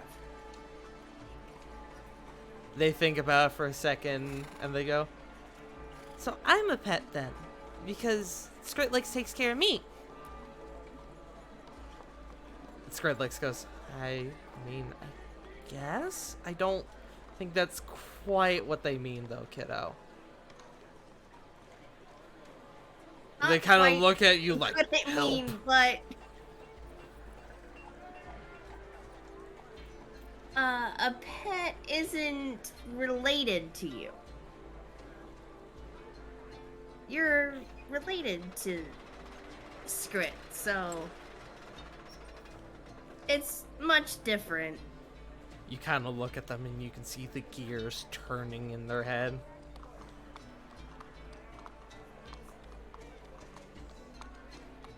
So Lily will kind of move closer to Fi with Frostbite still wrapped around her neck. You want to pet him? yeah. And she'll lean a little closer for Fi to pet Frostbite. They kind of scruffle Frostbite's ears and snoot. Oh, you're really smooth and furry. The Frostbite seems to enjoy the scritches. Little chittering sounds.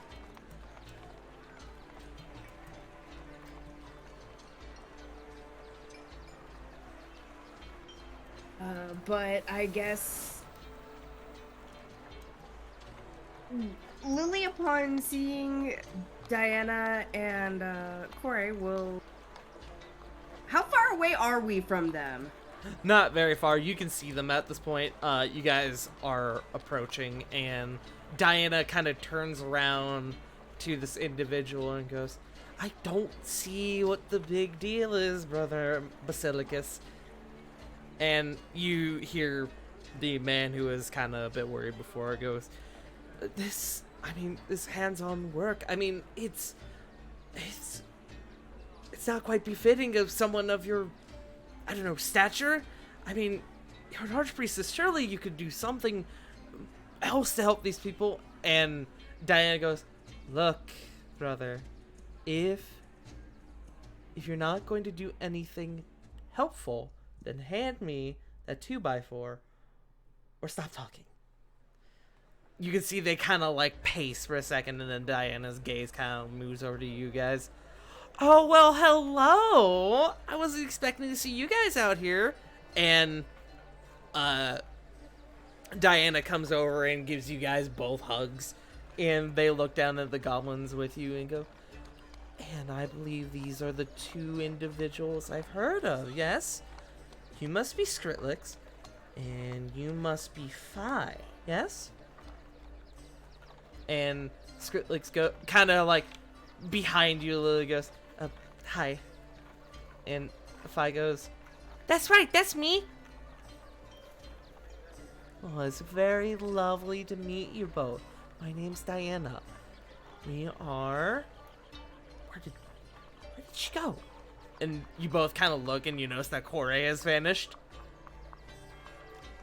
And it isn't long before you hear her kind of off to the side, getting into a very small verbal argument with the guard. Look, this family over here needs more food and water. Find something to bring for them. They need it. And you hear the guard kind of like, yes, ma'am. We will do that. Good. Go. And Corey begins to come over. Hey, guys! Diana kind of hugs Corey again and kind of does like that leaning on her thing. We have been hard at work working on the wall. Isn't that right, Corey? Corey goes, yeah. And the guard... Well, they're helping, but they could be doing a bit more, if I'm going to be honest. You can see that the collection of, like, woodwork and, like, logs from Diana's spot is significantly smaller than where Corey was working. Corey basically has, like, a whole, like, fucking, like, trees worth of logs where she was. Of, like, boards and logs and stuff.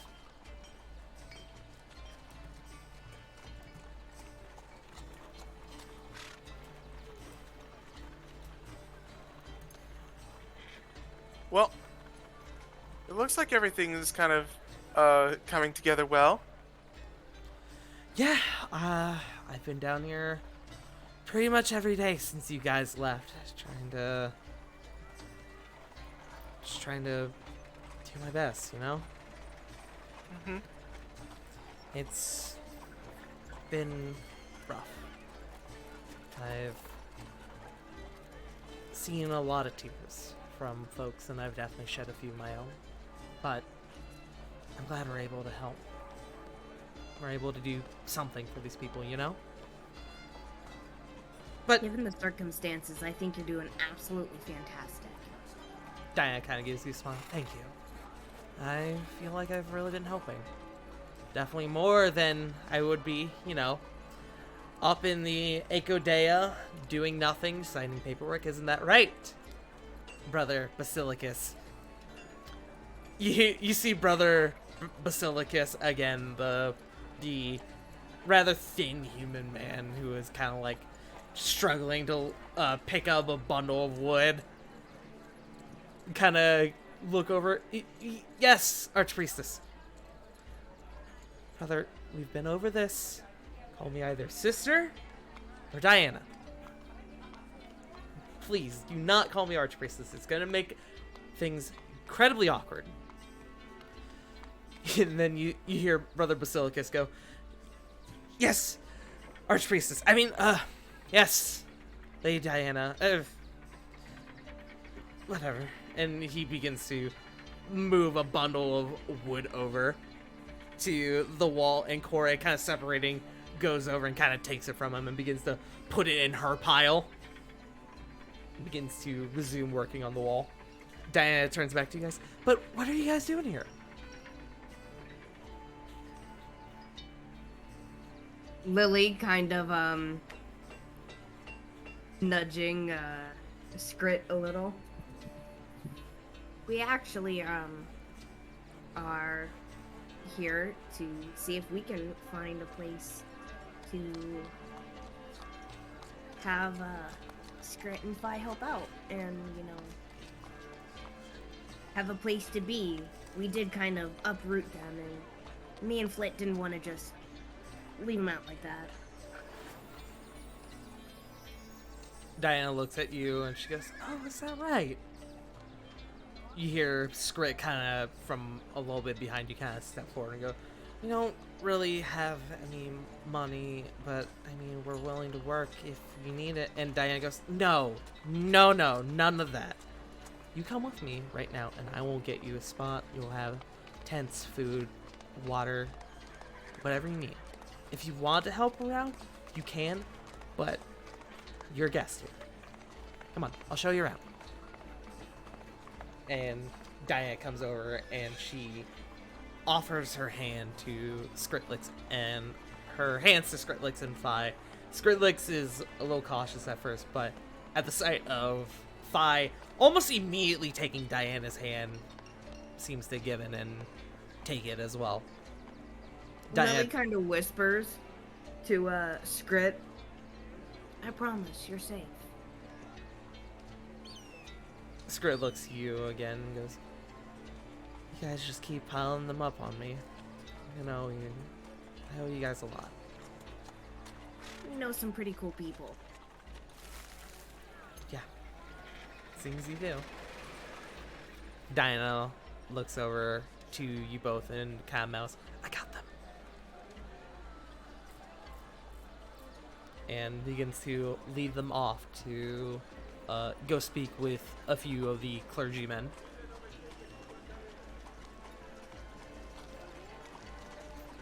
Corey kind of comes over to you guys. I feel like we've done a good thing. Yeah, I think we have too. Lily is a little teary-eyed. You can hear her, like, small sniffling. Are you crying again? She's always crying. Says Corey.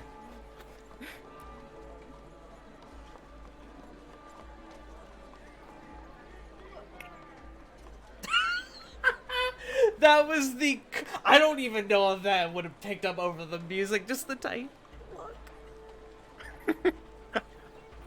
Oh, I caught it. I mean, I know you guys heard, but I don't know if Stream would have heard it because of the music. It was that quiet. Damn near crying. You know how to pull at my heartstrings. Stop it.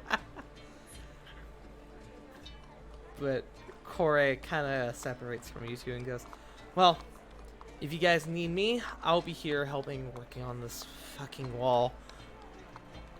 Hey! Come on, get that wood moving. And Brother Basilicus goes, I'm trying. As he struggles to lift another batch of wood. But if you guys need me, I'll be here. You know where to find me. Okie dokie. Meanwhile, Foot make. Oh, I was gonna say, Lily looks at, Flit. Still a little teary-eyed. We did something good. yeah, we did. You know, I still don't quite understand. I know I've gotten better with my emotions, but I still don't quite understand crying while you're happy. That just seems weird.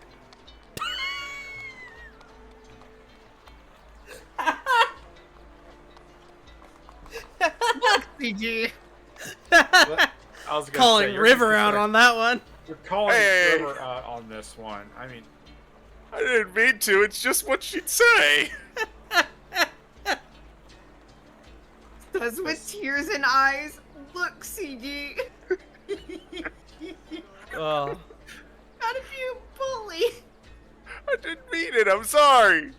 If it's okay, I think I'm gonna put a pin on that scene for now and move on to somebody else, if that's okay. That works for me. Sure. Okay. We're gonna move over to... We're gonna move over to Sarah. Sarah, you've got a little bit of downtime. What would you like to do during this time?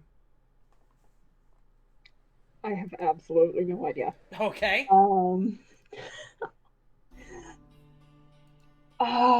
I guess Sarah would just be reading. Okay. Reading anything in particular? Good question. I know I have a few books in her inventory. If I can read the thing. Word's hard. Big word, big hard. Well, my character sheet is really small because I adjusted the size of things on my normal screen. Mm-hmm. Let's see here.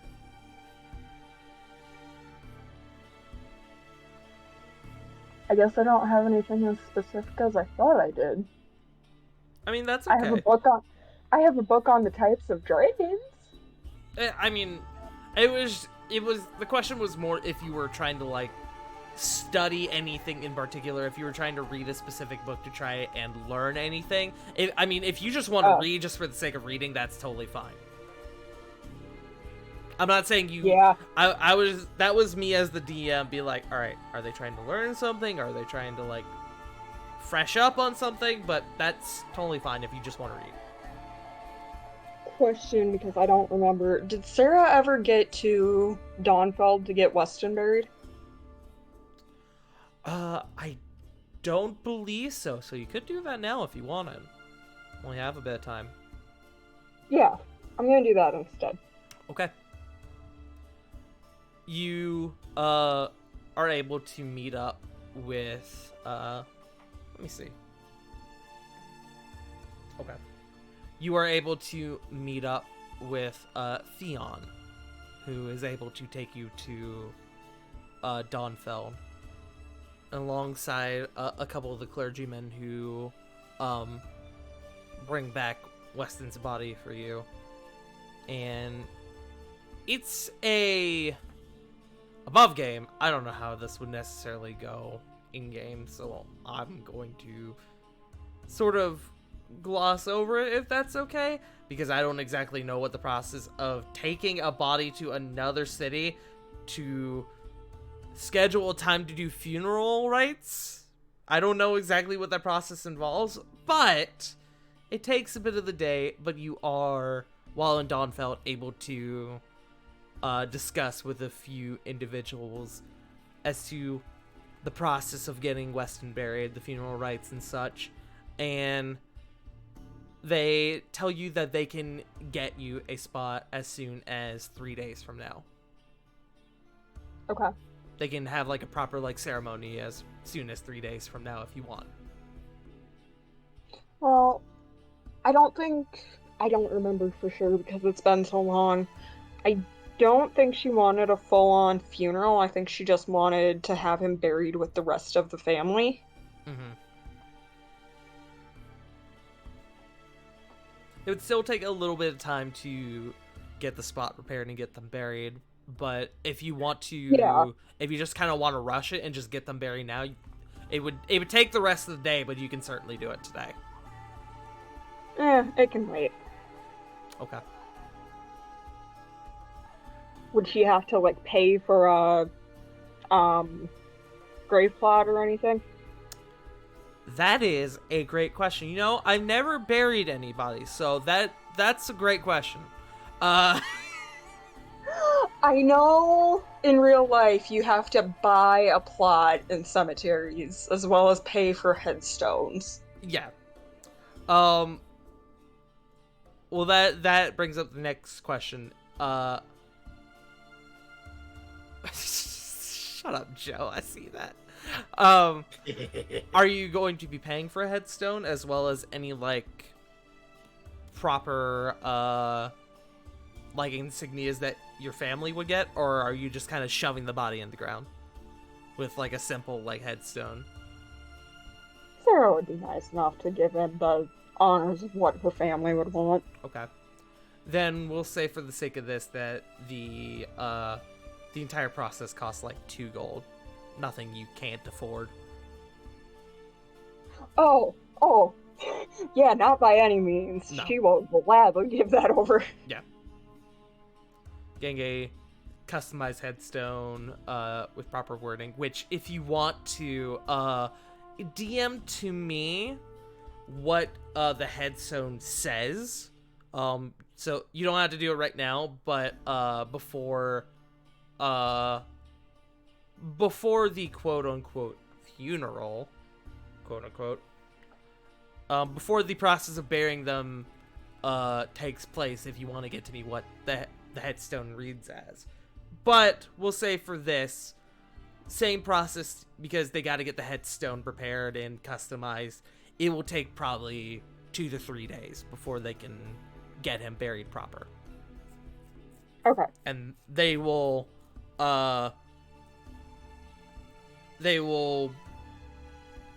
offer to send you a letter providing you're in town, which you inform them that you're not, and you just tell them that you'll come back and tell them whenever you want to begin. Okay. Which is technically like a reservation fee, so they would charge you probably like another like 5 silver, which again, that's barely even pocket change to you guys. 10 silver equals 1 gold, right? Correct. Okay. Yeah, she'll give that over too. Cool. And you're able to... It takes most of the day, but you're able to get the paperwork, quote-unquote, out of the way for that. Okay. I think that's really all she'd want to do. Okay. And there's nothing else in Dawnfeld you would want to do while you're there. And she could go visit her parents' graves quick. Okay. You go over and you visit your parents' graves, and they're the same as you left them. However, there's a bit of a different aura to the air, a bit of a different feeling that kind of comes over you as you realizing that your dad wasn't exactly the person you were what's the word I'm looking for? Downright hypnotized to believe he was. There's almost a sense of remorse that comes over you.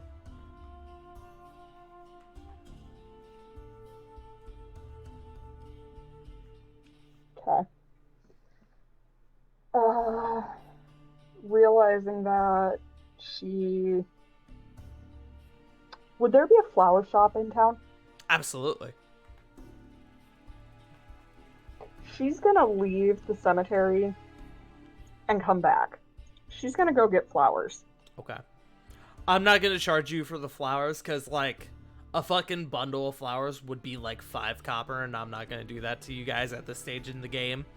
That's such a petty cost that I just don't care. Okay. Fair enough. But you go and you buy a bundle of flowers to leave at your parents' graves. Yeah. Theon would have stayed in town to give her way back to Dragon's Reach, right? Yes. While you're actually there, Theon checks in with the new head of the city, Darren Alabaster. I recognize that name. You do. I can remind you if you don't remember who it is. Yes, because I'm not sure where he is in my notes. That is Cassius Cormac's partner. Okay. That's what I thought, but I wasn't sure. That's good to know. Mm-hmm. Had everyone already been informed that he was the new? You had actually Mayor? not heard about this until this moment. Okay. You find out that while you're in town that he was appointed by Cassius after the whole fiasco that went down with Nin, kind of left the town without somebody to run it. Right. And you do find out that Darren, for now, is more of an interim position until they can get somebody more quote-unquote qualified for the position in place, but that's who's there currently. Okay. So she would take care of putting flowers at her parents' grave, and I want to say she actually had a few library books to return to the Dawnfold Library. I believe you did, yes. Which you do get a bit of a talking to, from the librarian as you checked out those books a while ago. But you're just kind of like, yeah, whatever. Yeah. It's not. It's essentially a slap on the wrist. They don't care that much. They're just kind of like, what the fuck? Where you had these for so long? Yeah. Okay. That's kind of what I expected. So, I think that's everything she needed to do in Dawnfeld, so Okay. she would go back and find Theon. Okay. You go over and after coming out from the library, you actually do find Theon at your parents' graves, which is a bit odd. As you're approaching, Theon sort of turns to you and goes, "My condolences, by the way, for, well," and he kind of just peers down at the graves. Not only them, but I realized he wasn't the greatest man, but he was your uncle.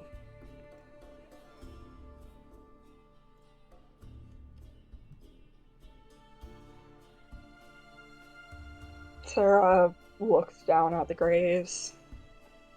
Yeah, he was still family, despite how horrible he was. Despite what he had done, I'm sure he took, and you can see he sort of hesitates on his words, almost unsure of what to say. I'm sure he kept you in his thoughts, even at the very end. I'm sure he only meant the best for you. Even if, well, he didn't go about it the way you and I would prefer. Who knows? Maybe for all he knew, I killed my father out of pure rage, not because I was brainwashed. I mean, my dad was his brother after all. That's true. That's the only reason I'm bothering doing what I am. Because he is family. That is respectable. He kind of looks back down at the graves. Well, if you have no more business here, we should be going back. I think I've taken care of everything I need to. And he moves to you, and right as you are about to warp away, you swear for a moment, for just one moment, that you feel a hand on your shoulder. And as the spell begins to take form and you guys begin to vanish in a flash of light, you turn and you see no one behind you.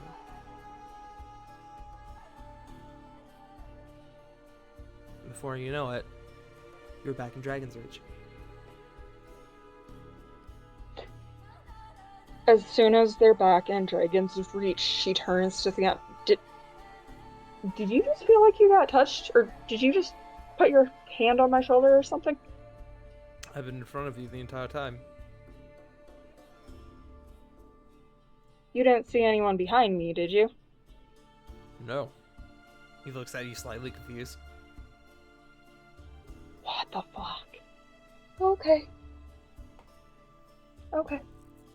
I'll worry about that later. Thank you, Theon. Yes, of course. Oh, and, I believe Rovan was looking for me. If you see him, send him my way, will you? Sure. Honestly, he's probably in the pantry raiding the cheese. That's what I last heard, yes. As well as those two goblin individuals you brought back. Oh, God. Okay. Yeah, I'll go look for them now. He kind of gives you a nod and you make your way out. And that brings us back over to Rovan. Rovan, what are you doing right now? Well, I'm definitely not raiding the goddamn cheese pantry. You're liberating it. Was liberating it, but now Rovan would kind of be just having gathered up his gear, put on himself, armored up. He's basically thinking about the events of the past few weeks. From the missions that the entire group has been on, to the talk back up at the peak with his dad. And he's just been... He's trying to come up with a strategy here. He's basically thinking, what's the game plan? What's the war? What's the war path to be set on? Mm-hmm. And while he's doing that, he's just walking around, kind of just, trying to get some clarity in his head.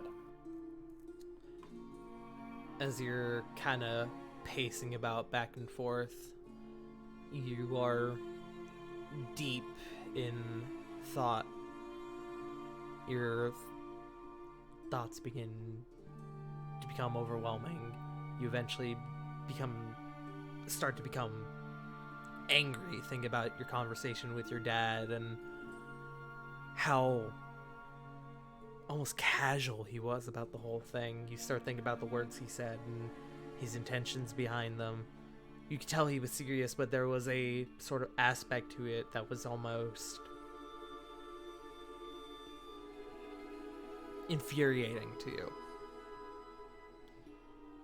And you slowly become more enveloped in these thoughts and more enwrapped, and as you're right on the breaking point, you feel a bump and you stop short as you look down and you see that you have accidentally bumped and knocked over Kieran. Oh shit! Get it, did not see you. Sorry. It's okay. Helps Kieran up. It's okay. Did not... I was talking to you. Are you okay?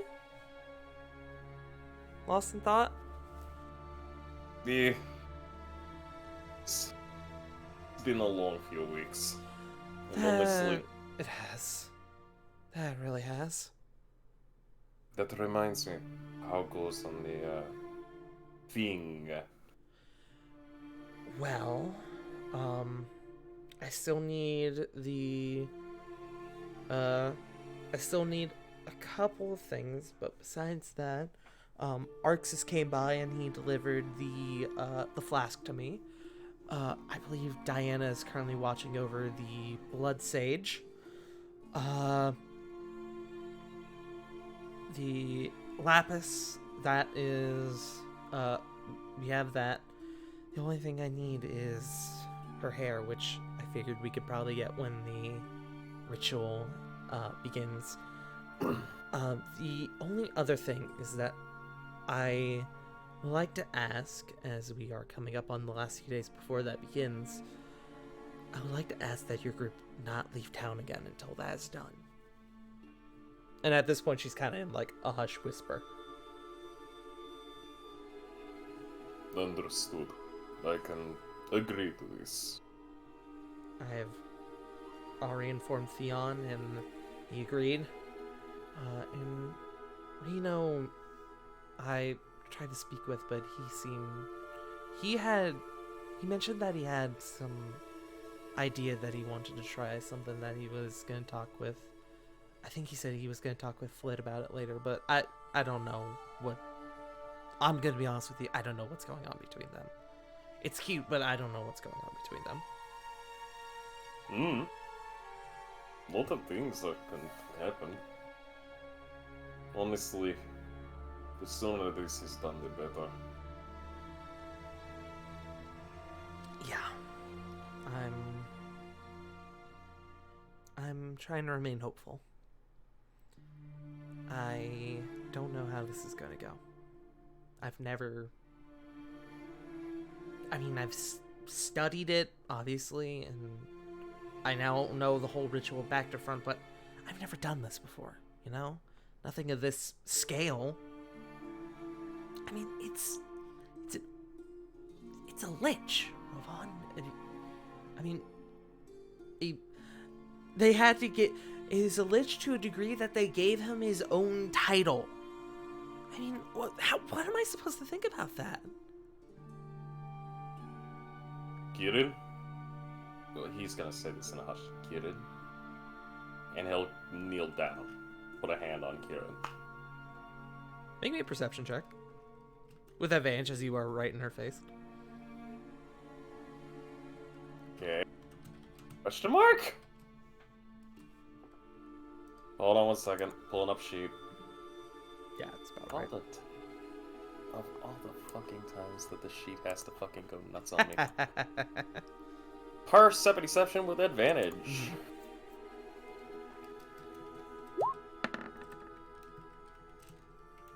12, and I rolled a 7-11. Alright, you match. You notice that as you crouch down, you catch her in a small blush. First, he's gonna be like, Oh, I remember now.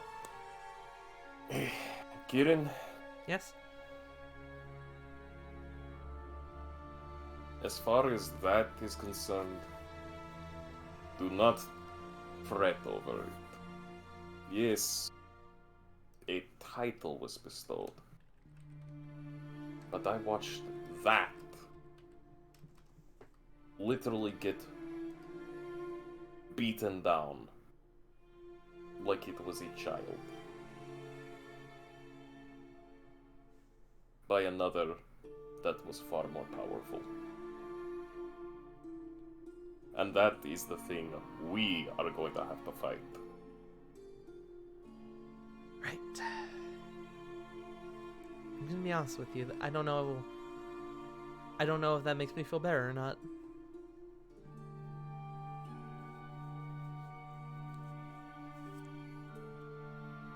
But I appreciate that. And I'm gonna do my best. But it's gonna take place above game. Hold on. If my math is right, above game is gonna take place 2 nights from now. Alright. 2 nights. She's going to start in a lot of pain.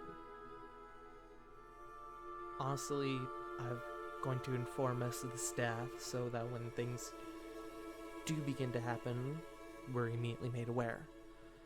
But, I mean, it's hard to do this without raising suspicion, you know? We're preparing for festivities of Eclipse.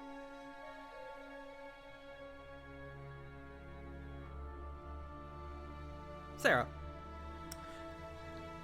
as you begin to move up on Ravon, you do hear hushed whispering. Go ahead and make me a perception check.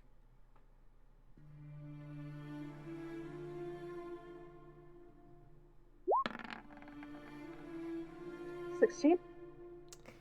You don't catch everything, but you do hear mention of 2 nights from now, and that the staff has been informed. You don't get everything, but you catch up on those small things. You're not sure what they're talking about. You kind of peek around and you see that it is Ravon and Kieran.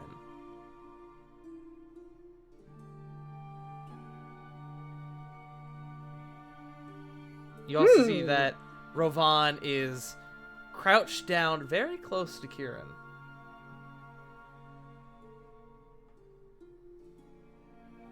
You know what? Sarah's Ravon's adopted little sister. She's gonna be shit. I've taught you well.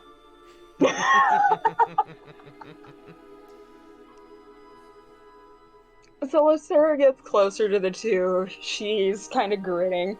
What, you two planning a little secret getaway? You see Kieran nearly jump at that. And she goes, "No, nothing. I mean, yes. A secret getaway, right, Ravon?" Kieran kind of gives you the eyes, like, "Go with it." Yeah, Ravon's just like, I could get away right now. Also, how long have you been standing there? You see at that Kieran's face go blood red, just all over, like a fucking Looney Tunes cartoon. Sarah just completely ignores the question of how long she's been there. What, did Ravon finally realize his feelings? Is he gonna make you scream? Okay, bye! And Kieran, like, pushes past you and goes off down the hall. Sarah just bursts out laughing. Ravon is going to yank on Sarah's ear. Ow! Fuck you, those are sensitive! No, that is not polite etiquette. We all know she has the hots for you, Ravon. You're just dumb. No, I am Goliath. Exactly. Dumb. Perfect response to that. Anyways. What the... Everything good with you? Yeah, I just came back from Dawnfeld. Theon mentioned he's looking for you. Oh. Theon? Wonder what Theon wants. Okay. I don't know. Alright, I'll go find him. Sarah, do me a favor. What? Gonna kinda come in and hug Sarah, and he's just gonna go. Always remember, you are part of the family. And also, you should not sneak up on people like that. This is not polite to eavesdrop. I'm part wolf. What do you expect me to do? Chat head? Yeah. I'm sorry, say that again? Say that again? Chat head? Chase wagon? I don't know. I thought you said shithead, and I was like, what does that mean? Shithead? I did too! Oh, Call him a shithead. Oh my god.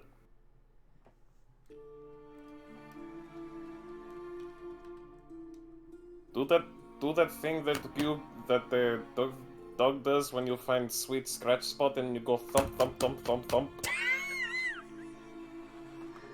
Wolf, not dog. What's the difference? They're both canine. Also, I call bullshit. You know you absolutely make Raven do that same shit. Oh, she absolutely does. Hold on, I'm going to test theory out, and immediately he scratches head to to see if he can get the thumb. No, she dodges out of his way. I'm going after. Okay. And you know what? It's not just a scratch anymore, it's a noogie. Dex check? Rovan, make me an athletics check. Sarah, make me an acrobatics check. I'll let you go first, Sarah. This should be good. Oh, you're gonna get destroyed. God damn! That's pretty good. Long. Fuck! Close. You go in for the head scritch, and before you know it, Sarah is like down the hall, like away from you, and you're just like, what the fuck?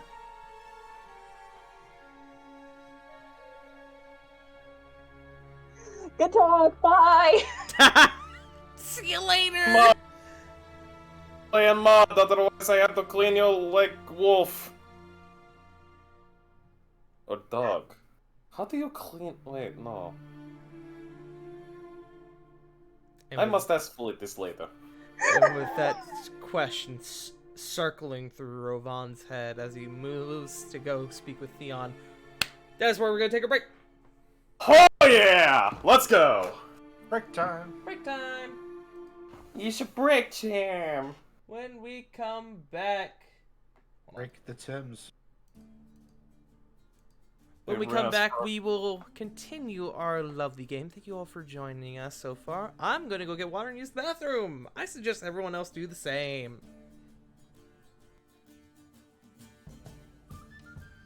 I need agua.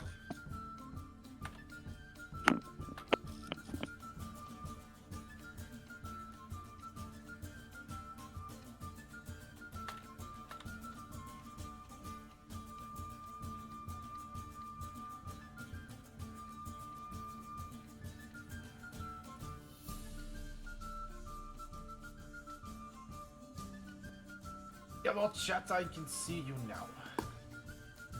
I also can see chat. Awesome. Awesome. Yeah. Awesome. Awesome. Yeah.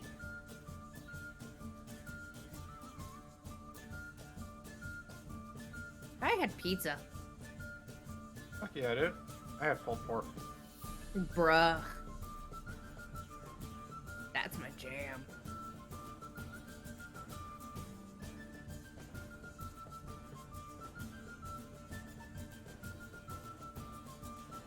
Da-ba-da-ba-da.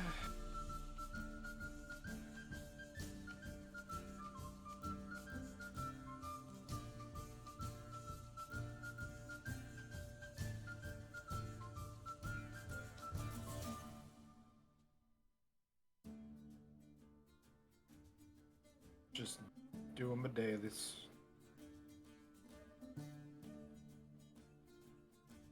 Bullshit, reached the maximum number of fucking points.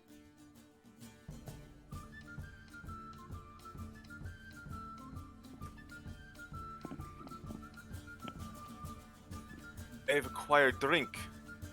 Hello. Hello, You have Joel. a drink. Hello, River. Apologies for calling you out like that. I did not mean to. Yeah, man! I've never been put on, like, full blast like that. And I'm the one who's usually bullying him too, so, you know, congrats. I'm really sorry about that. You added the bully status.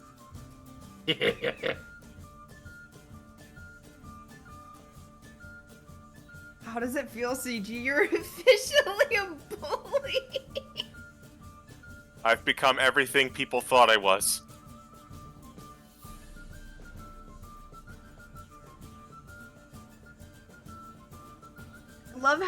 all this time during the game, we've been catching Pokemon. I love the Pokemon community game. It makes it, like, more interactive. Yeah.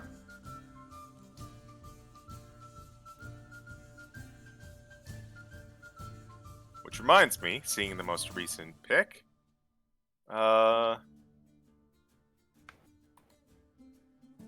legend. Dorkly returns. I have a Shuckle. He's level 15 too. What a legend.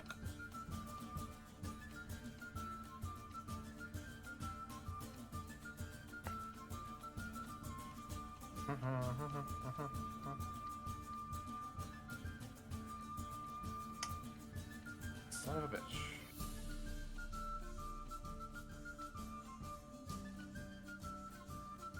You know, I didn't realize my first night back I'd be such a chaotic shit. Proud of you. Good.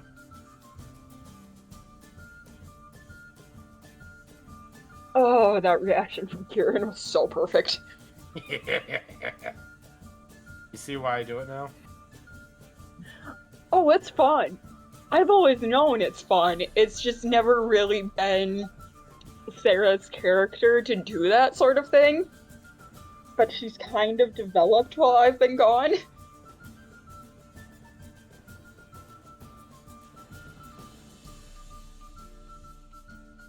I mean, you're channeling massive little sister energy, so good on you. I am the youngest of 3 girls, so I definitely know how. Surprisingly, Yeah. as the youngest of 3 boys, I don't have little sibling energy. At least not intentionally. See, I'm the middle child for my dad's kids, and I'm the oldest for my mom's. But the main thing was that I never got the gremlin, the sibling gremlin energy, like, ever. I was a bit more reserved growing up as a kid. It was not until, like, college that I developed a more chaotic aspect. And it kind of See, shows. I never got to see my sisters much growing up because they were my dad's girls, not my mom's. And so they were always with their mom. So when I was with them, I had to be as chaotic as possible. To the point that I smacked them with my prosthetic. Like, literally took my prosthetic off my arm and used it as a club to beat them. Jesus. Alright, since y'all are here, I'm gonna grab myself something really quick. Go for it. Oh, shit. I need to go out and check on the horses. I'll be back in a couple minutes. Okay. See, the way our family was spread out, the oldest brother was, I'm the youngest. The middle brother is 3 years older than me, and the oldest is 3 years older than him. So there's this dynamic where, especially for, my eldest brother, he's always been kind of the golden child and the trendsetter. So the oldest brother had, like, a bunch of friends that I'm friends with too, eventually. And the middle brother was part of that crowd, but the crowd of, like, 12-year-olds did not want to hang out with the 6-year-olds. So I kind of just got left alone. This is a conversation I've come back into. Yeah, just talking family dynamics. So really, I lost a lot of opportunity to be a gremlin just because I didn't interact with them that much during the formative gremlin years. I'm the baby and all my brothers were assholes. That's rough. They're all at least 10 years older than me. I have 2 half and 2 adopted, and they all suck. Only one of them turned out to be pretty fucking rad.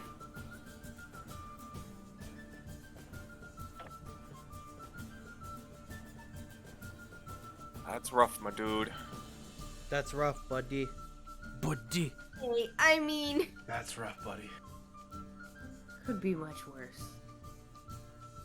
Also, Tart, did you see that I got the Oreo cakesters? I did. I'm surprised you didn't send me an image of the cookies and cream weed nugs that I had posted in here. I mean, you got any? James actually brought me home Oreo cakesters today Pog, dude. because I wanted them yesterday. I need to go to the store and see if like the food line around the corner has them for me. But did he get you a chocolate covered Oreo that just said "gay for Biden"? No, I don't need that shit because I am not gay for Biden. Fair enough. Alright, real quick. I just want to do a quick roll call just so I'm aware of who's here and who's not. CG, Hello. J Frost, Have donut. Joe, Nerd! River,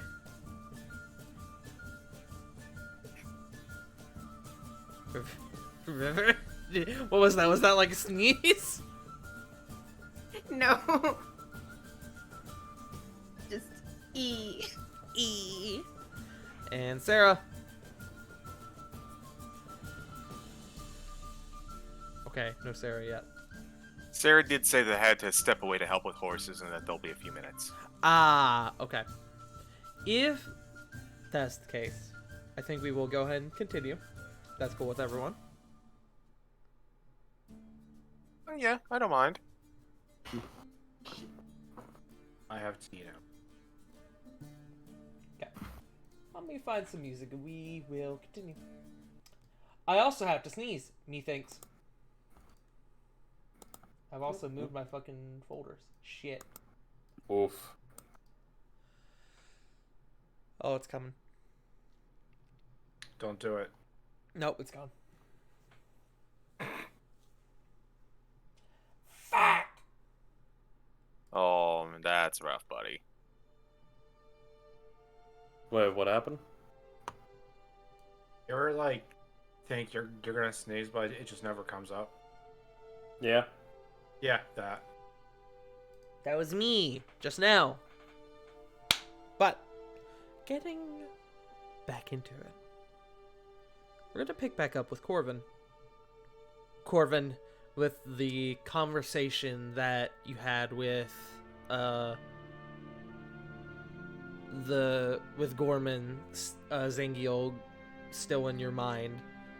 You begin making your way over to the Third Wish to speak with Arxis. As you enter the shop, you hear, "Coming, coming!" Yes, hello, what can I... Oh, hello. Welcome back again. Where's the rest of your group? Doing various things about, and he's gonna try going for a hug on Arxis. Oh, he'll gracefully accept. He doing various things. I'm sure they probably mentioned it, but I wasn't paying much attention. So, hey, question for you. Answer for you. Do you know how to use the scrying spell? Oh, do I? That's how I caught my first husband cheating on me. I do apologize for that, but, Don't. Good. It was quite hot. Noting that for later. Anyway, so I was wondering, and he's gonna, like, kind of take the drawing out of his coat pocket. It's like, it's not going to be much, but I was wondering if you could try and see where this woman is. She's half-elven woman, fiery red hair. She's, half-elven, so at about 30 years, give or take. Not much, but still...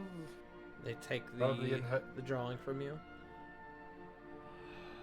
I mean, I can give it my best shot. Provided, I mean, a picture can only do so much from knowing this individual, but I can still give it my best shot.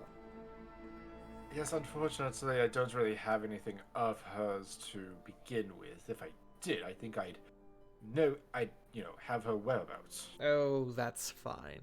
We'll see how the picture does, and we'll go from there. Now I will request a little bit of payment for this, for my services, obviously. We'll simply call this, 100 gold. That sound fair?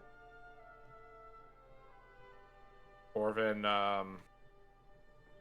on the inside, shudders a little bit. On the outside, that I feel like we could do about, I don't know, I know. it's like about 75 for the, continuous business that we've been doing these past couple of weeks. Persuasion check.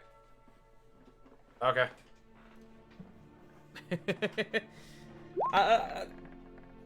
Oh, that was almost a nat 20. That's possible for him to beat. Well, remember it's also a 23 because of my That's eloquence true. part. He also didn't beat it. So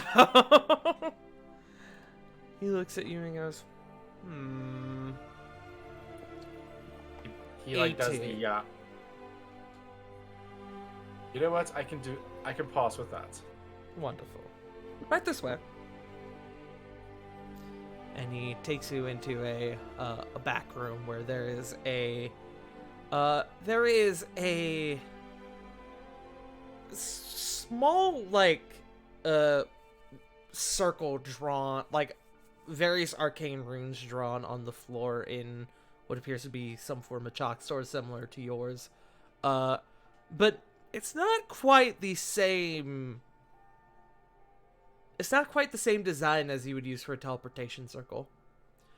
If you would like to take a seat anywhere, you can see that there are, around the circle, several pillows that you can sit on. Yeah, he'll go on and park himself. One moment. Just want to change the music. We'll go with that. He moves over and he places the image that you gave him in the center of the circle, and he looks at it and goes, all right. He goes over and he takes a spot. Let's see what I can do with this. And he begins to do an incantation. It takes a bit of time. It takes about 10 minutes. But you can see as throughout the course of this spell that he's casting, the floor begins to slowly light up and begin to fill around the room. You can smell incense of some sort, but you're not exactly sure where the origin or where its origin is. But eventually,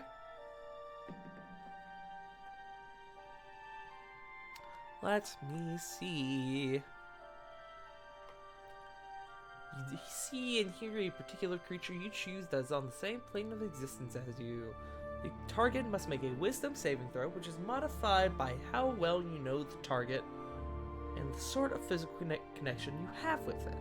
If a target knows you're casting the spell, it can fail the saving throw voluntarily if it wants to be observed.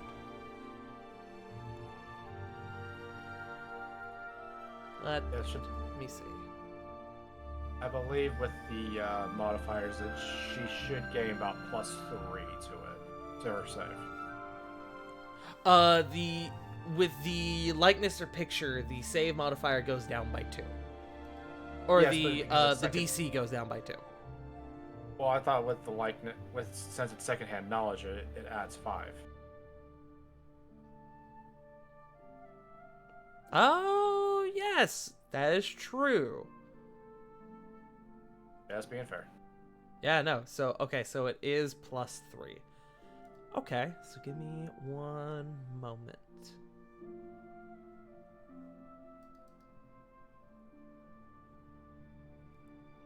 I did roll, but I will for the sake of this. I rolled before I read what the save was, so I'm going to do it again. Okay. I'm looking at Arxis' sheet right now. And yes, Arxis does have a sheet. Okay. Hey. You begin to watch as a bubble begins to form in front of you, and it's like looking through like an illusion of some sort, like an optical illusion of some sort. The things you're seeing don't quite make sense, even though you know they should. It's almost like looking through like the inside of like a translucent ball. And you watch as, after a few moments, kind of watching, you hear Arxis begin to strain a little bit, and eventually this bubble pops, and you feel a small wet splatter come across your face, and they look at you and they go, "Oh, whew, that did not work. Dear me, I apologize for that." And they get up and they hand you like a small like handkerchief, kind of like start like wiping off your face. "I am dreadfully sorry about that. Normally that works." He'll kind of like try to politely gesture the hand away from his face and prestidigitate himself dry.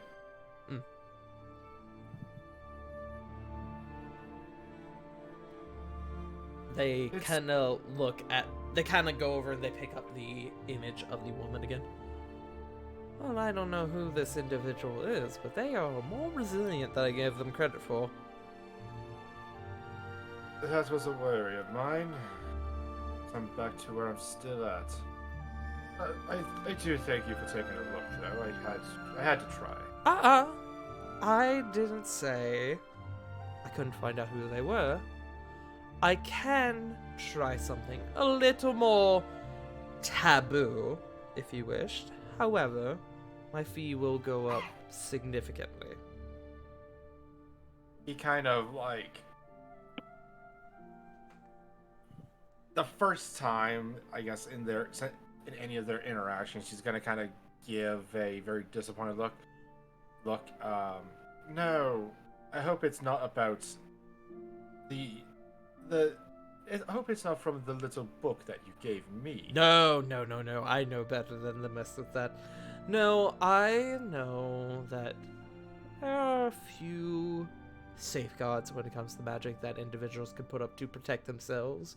And admittedly, I don't know if this is one of those, but if it is, I have a way of enhancing my magic to negate that. Unfortunately, I don't really have a whole lot of cash. You kind of took the bulk of my funds at this current juncture, so I I will have suppose I to did, pass. didn't Yes, I'm sorry. And you can see they kind of start looking off into the corner and they start thinking for a moment. "I'll tell you what, because admittedly, you do have my curiosity." They say, kind of flaunting the piece of paper a bit. "I will waiver the fee for this. However, you and your friends will owe me a favor. One that who knows, could be in 2 days, could be in a month, could be 30 years from now. A favor that I will cash in on."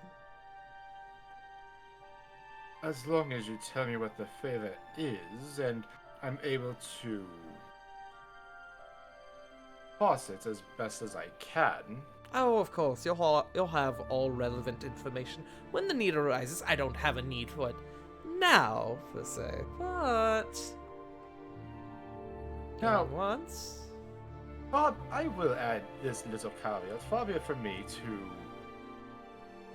kind of intrude on anyone's personal life, but I will add the caveat of no carnal relations are to be had with this favor.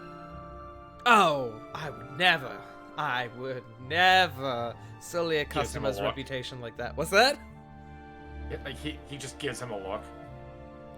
I would- Very flirtatious, sir. Yes, but I know I know how to identify someone's limits, and I know how to identify someone who is spoken for. I'm just having good fun, but I would never intrude upon already spoken for territory. Anyway. You know what? Sure. Not like my first wife did. Once again, I'm sorry. Again, it was quite hot, but that's neither here nor there. That's becoming a coincidence. But you know what? Let's get to the task at hand.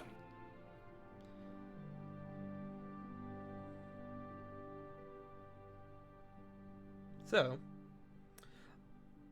the problem here is, while I can do this, the way scrying works is that unfortunately, I won't be able to try again for 24 hours due to the nature of the spell, but I can prepare in the meantime, and if you come back tomorrow, we can give this another try.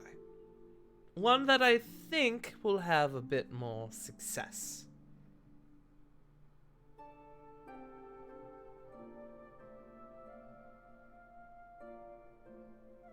I'll return tomorrow then, after some studying.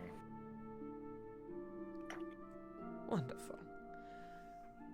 As for me, and he kind of looks over the image, the drawing you gave him again, I have a bit of work to do. I do wish you luck. And I thank you. And with that, go ahead. Sorry. No, go ahead. With that, you make your way out. If it is alright, I think we will move on, if that is okay. Oh, yeah. Okay. We're gonna move back to Rovan. Rovan, you make your way over to wherever Theon is, and you can see he's kind of combing over a book. Doesn't seem to have noticed you have shown up yet. Ravon will politely knock on, like, the wall, just to kind of get Theon's attention. He looks over at you. Ah, Ravon, please, come in. See me, Theon. He closes the book that he's been going over.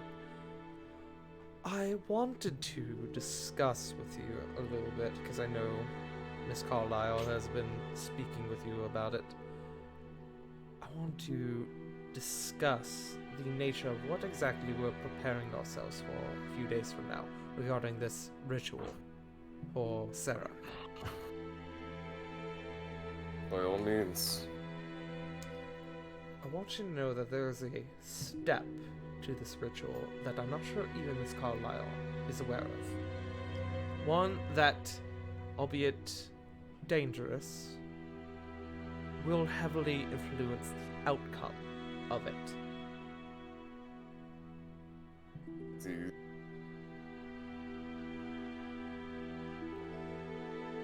There is a process in this spell where, in this ritual that we're doing, how do I explain this? This is not a one-way road that we are dealing with. Provided things go wrong, Zygmotus has a chance to escape your friend.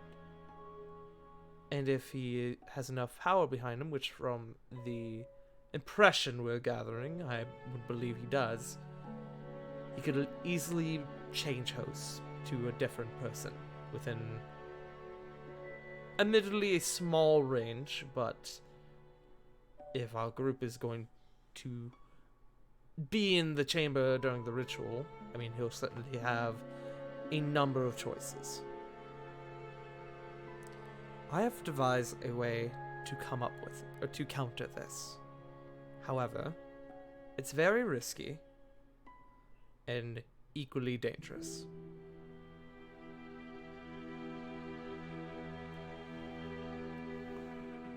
Alright. I'm no stranger to danger. Lay it out. You and your friends have fought an archfey at this point.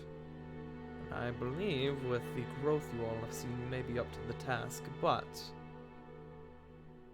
if you all wish, during the course of this ritual, I can send you all in, the rest of your group, to keep Zygmotus at bay while the ritual is completed. If you are successful, when this ritual is completed, his essence will vanish into the ether. It will roam like a lost spirit in a sea of, well, nothingness. Well, I guess technically everything. A sea of eternity, if you will. The danger is, however, if I were to send you in, you would be up against an archlich. The same one that me and my group fought many years ago. The danger is very real, and I can't promise you that all of you will make it out. Frankly, I'm unsure what is to occur if one of you were to perish while in Sarah's psyche.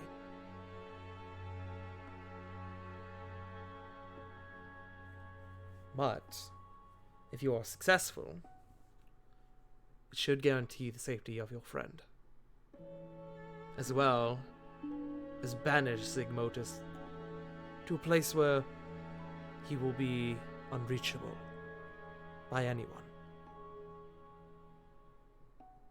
It is dangerous, it is risky, but it is something that I feel should be considered.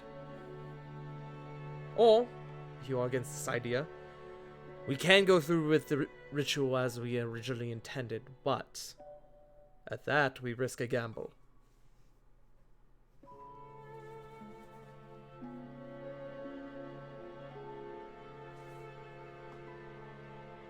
I thought it would be only fair if at least you knew what you are getting into.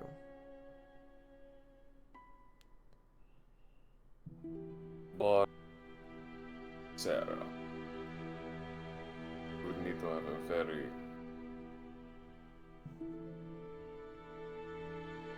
undisclosed conversation with the rest of the group. If it's alright. I feel like I'm already risking much informing you of this now.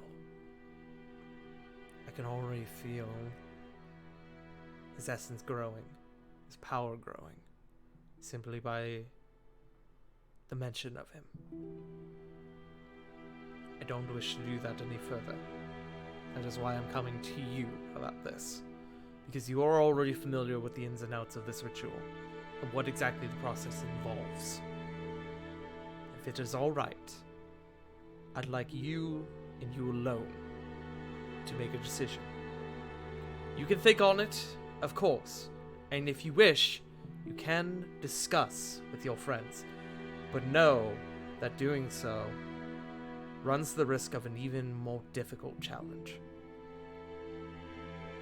and the consequences that come with it.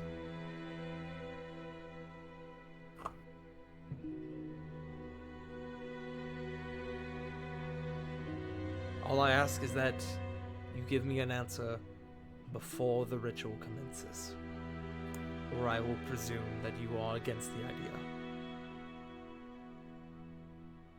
Give me 2 minutes.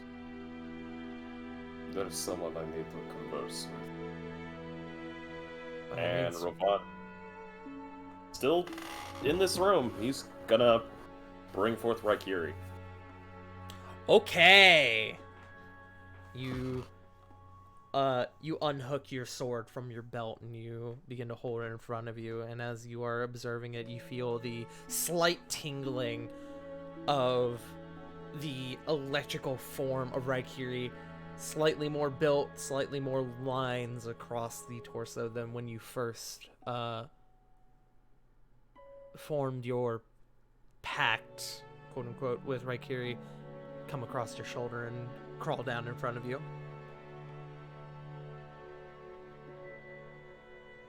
What do you think? Chances of death are astronomically high. Failure rate would result in who knows. The more importantly, be shit out of luck.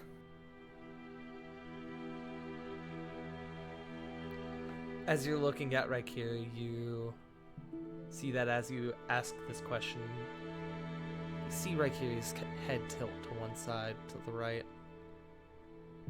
then back over to the left, and back again over to the right.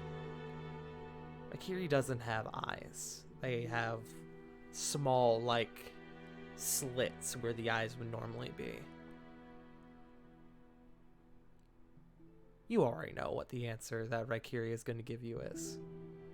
You can, even without words being spoken, there's an essence that comes over you. You know you should do it. Because you know that Sarah would do it for you.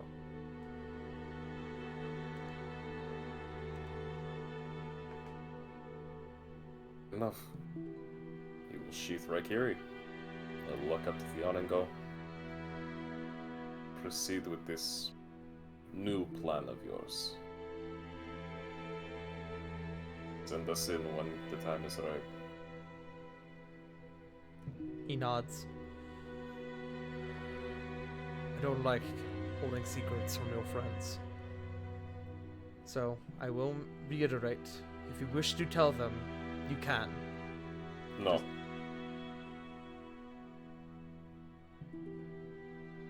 Secrets that are best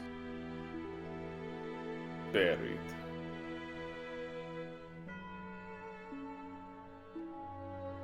He nods. Then it will be done. I'll see to the preparations for it. I will wish you all the best of luck. Before you go, I have a Where would I request. go? This is my room. No. Continue. Before I go, forgive. Been a long day. Goblin. I love that that's the excuse. Goblin. I have a request. By all means. Between you and Nicholas, I have a favor. You know that soon enough we will have to deal with the others. We're lucky to gain what we have now. We need to prepare ourselves for the upcoming fights.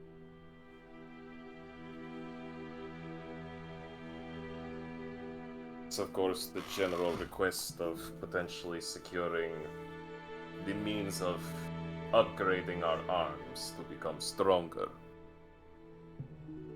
But I have a unorthodox request. That would be? You have faced off against the Blood Talons. You are familiar with the history of this group. As much as I can be.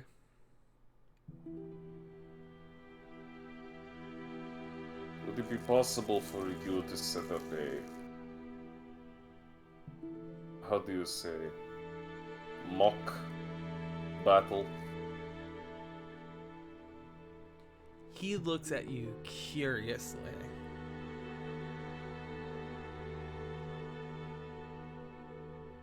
I don't believe I can As a curious request, I don't believe that I can know. do a mock battle with their current capabilities, but I could likely recreate the capabilities from when you first fought them on the Cruel Lady, if that is what you wish.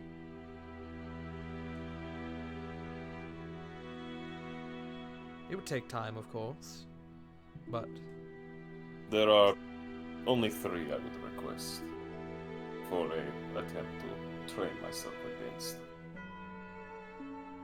Amnon, Lady Silverstone, the Revenanted One, and Bison. Those are the 3 I wish to face. you see his vision kind of dart off into the corner. He seems to be in thought for a moment. I will see what I can do.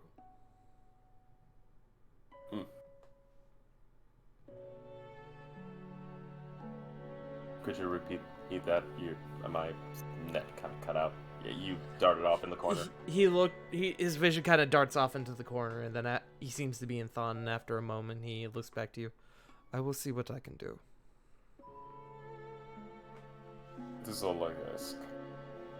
I will attempt to secure whatever means necessary for upgrading of weaponry, and maybe armor.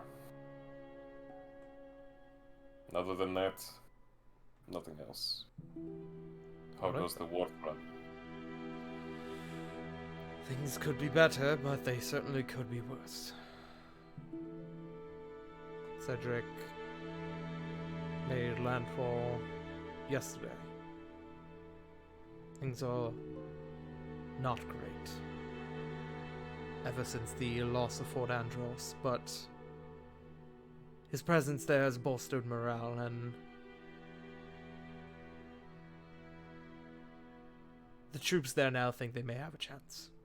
But it certainly could be better. He's doing what he can now. Understandable.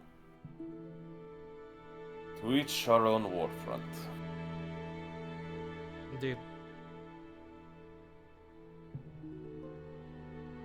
He gives his regards, and he apologizes for not being able to be here from after your successful return. It's nothing to apologize for. Personally, I believe that maybe this is actually the best thing for him. Direct therapy, considering what has transpired. That actually reminds me, I don't know if you were aware already, but if any of you wish to get in direct contact with him, I did craft a pair of sending stones, one that is in his possession, and one that I have left in the care of Miss LeBlanc. I believe that would be something for Corey to deal with. Just figured you would know. You should know.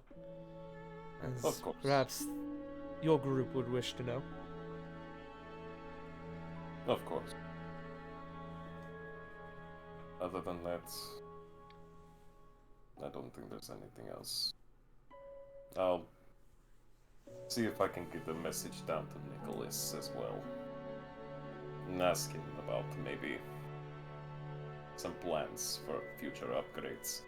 Nicholas is still, unfortunately, working out issues in Dalo. You swear, Rovan, you hear in the back of your mind. That does not bode well. It's something I am trying not to think about. But if you wish to upgrade your arms, you can speak with the current interim Master Armorer, Pennington Winthrop. He's currently within the castle armory. I would like that. I'll give you spelling for that in one moment. Very much. Thank you very much, sir. I greatly appreciate it. Very solid name. Halfling gentleman, if you go down there and state who you are, he should be able to set you up with whatever you need. Although, provided his abilities are not quite up to the standard of his predecessor, but he gets the job done. But that he is still the interim master armorer within a place like this. I believe that says enough. He takes on the title Master Armorer until his predecessor returns, which we are unsure when that will be. Understandable. And thank you, Theon. I understand this cloak and dagger thing. It's neither of our fortes. You're not wrong there. But if you request anything else of me, I will be here.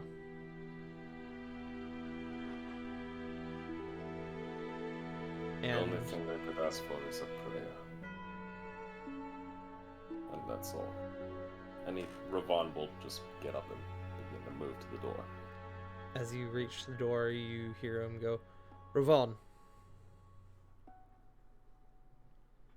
You turn and you look at him, and he says to you, "If, in the event that you wish to back out from this plan, no one will judge you."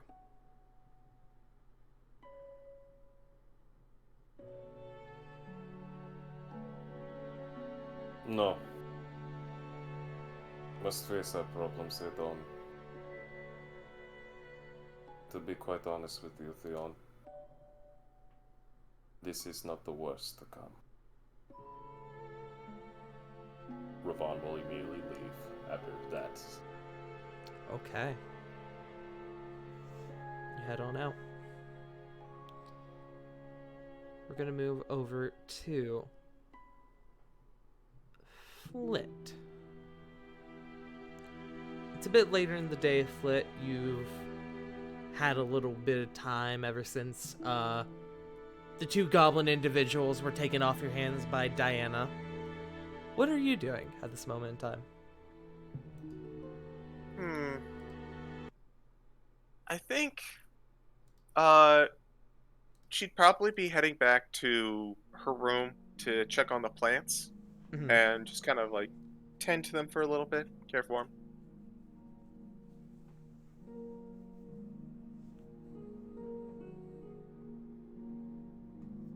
Okay. You head to your room and you tend to your plants. They are doing fine. Until one of them leaps out and bites you on the... No. Roll initiative. As the plant mimic, also known as a Venus flytrap, attacks you. Seymour! As you are... God. I was just going to say she's going to care for them a little bit, make sure they're well watered, and when it seems an appropriate time, she'll head on over to speak with Reno. Okay. You make your way over to Reno, and he's in one of the studies, just kind of reading a book at the moment.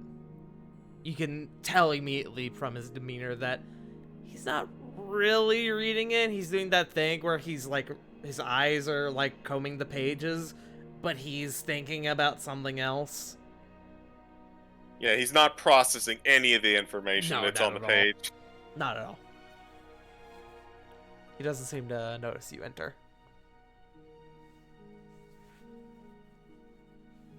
Okay. So, Prank him, John. I don't think I'm going to prank him. Though the reaction might be the same.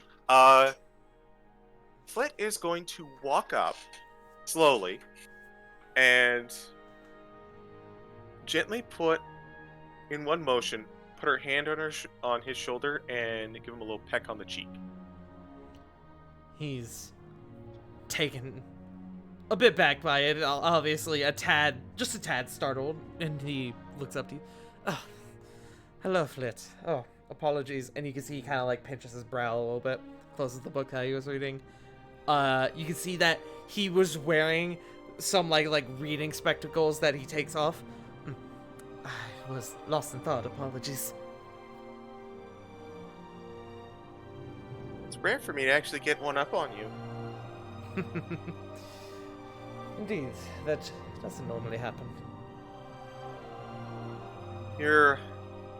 I was gonna say invested in your books, but that's not really what you were thinking about so hard, was it? No. Well, I'll be honest with you. I've been deep in thought the past few days, and honestly, that's probably the closest thing I've had to rest, and he kind of throws up air quotes, in probably about a day or two now.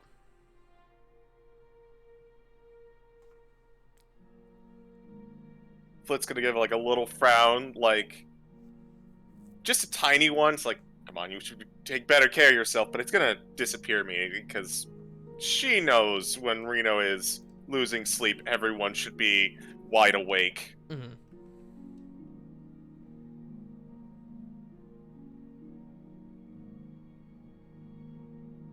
He looks at you and goes, yes, I know. Just, there's been a lot going on, and even more so on my mind. And, well, I'm one of those individuals who, once they have a thought, it must be finished, sought through the end, or you'll never be able to rest. But that's neither here nor there.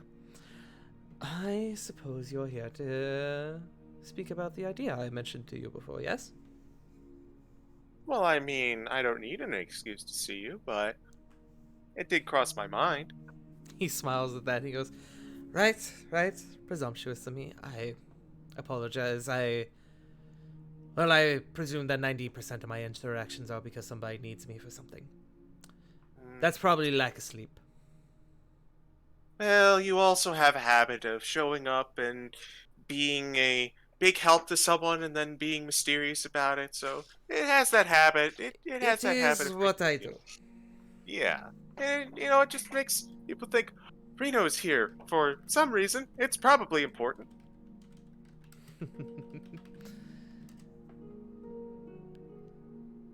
Well, yes. I have been in thought about our recent couple problems. One being the thing with your friend Sarah, with an individual who shall not be named. As well as I've been thinking on our problem with a certain nightmare sage. Oh. And but at this juncture, we'll take a seat kind of across from her. We know that our friend Sarah is experiencing severe nightmares. We know that whatever, and they kind of give you a nod like, whenever they make a assault on Sarah's person, it seems to be in the midst of dreams and sleep. So I'm thinking the connection between the two problems are not as far apart as we may have originally thought.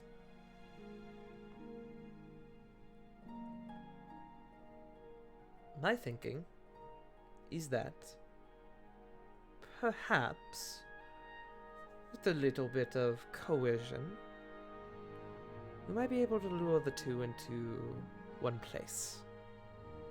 However, that also proves to be extremely dangerous. Putting a lich and a literal essence of nightmares together in the same place, not an ideal scenario. mean, I can feel. Well, I don't. I can feel my scales starting to molt a little bit just thinking about it. Right. I started thinking on it, and then the idea came to me. What would happen if we were to remove one of them from the picture?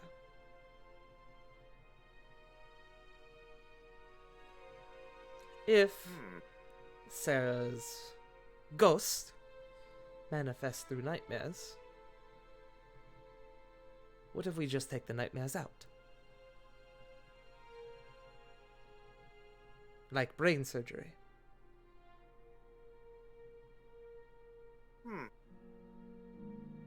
Sounds a little bold. It does, and I'm not quite sure how to go about it quite yet. But my thinking is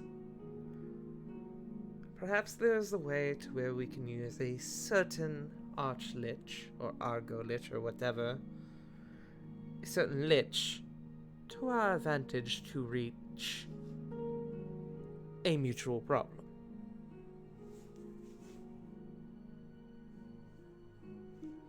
I'm hoping my thought process is making some sort of sense. I'm following, but there's not a lot of, I guess, specifics. Like, how do you plan on connecting the two? That I am still working out, and truth be told, that may require some wisdom from someone who is above me. And you can see there is a little bit of, like, not venom in his voice, but, like, this essence of, like, fuck, I hate saying that.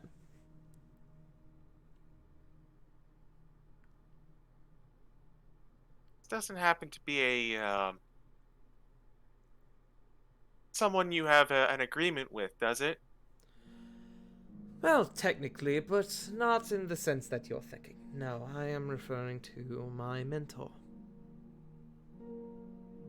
Mentor? Yes, he's, well. Are you familiar with the tale of the seer? The Eternity Seer? If you wish to Am I familiar with it? If you wish to make me either a history check or an arcana check, you may do so. Oh boy.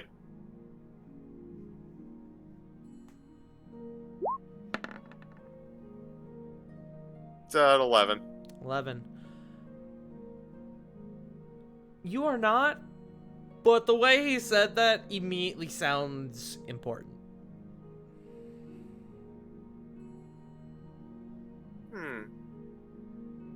Well, not exactly, but you can't exactly have a title like that without being able to back it up. It's not necessarily something... How do I go about this? You can see Reno is, for the first real time you've noticed, visibly unnerved. Like, properly. And almost at a loss for words.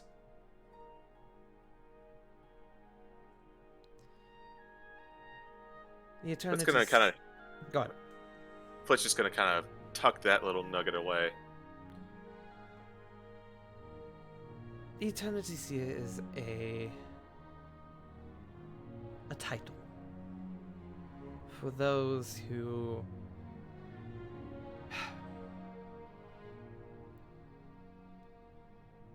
you could describe him as a librarian.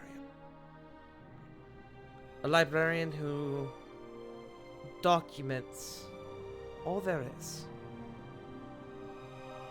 All there is, all there was, all there can be. The implication is that you're familiar with octohedronism, yes? Yeah, I remember that. It was what, I remember that, but I'm blanking on. That was what the Vidalkin of the Blood Talons, that's what he was all about. Yes. Octahedronism, while most religions worship gods, octahedronism worships what the world can be, as well as what it is and what it can be. You could argue that if there was a divine being dedicated to this religion, it would be the Eternity Seer. But they're not a god, necessarily. It is a title, a position, one that is passed down throughout Eternia, millennium and millennium. My mentor has this title. And, presumably,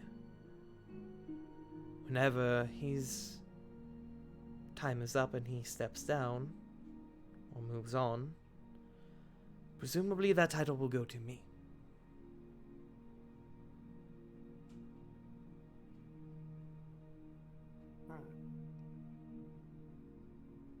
It's scary, admittedly. What do you do with near infinite knowledge? Infinite insight is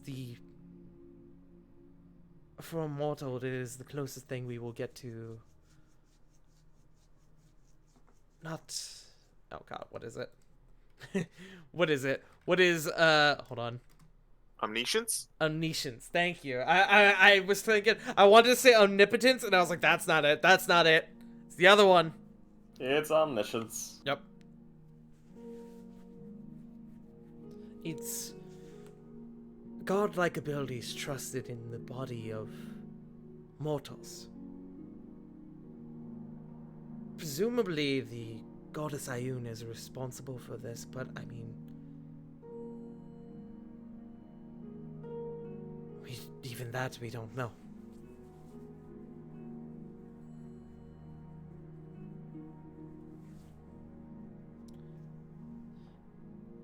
My thinking is that perhaps this is a moment to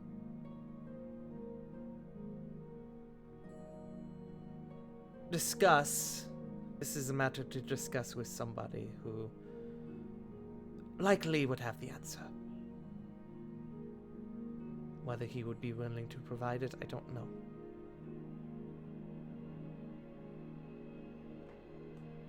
Have there been, for the other seers, have there been instances where they've been open with their information?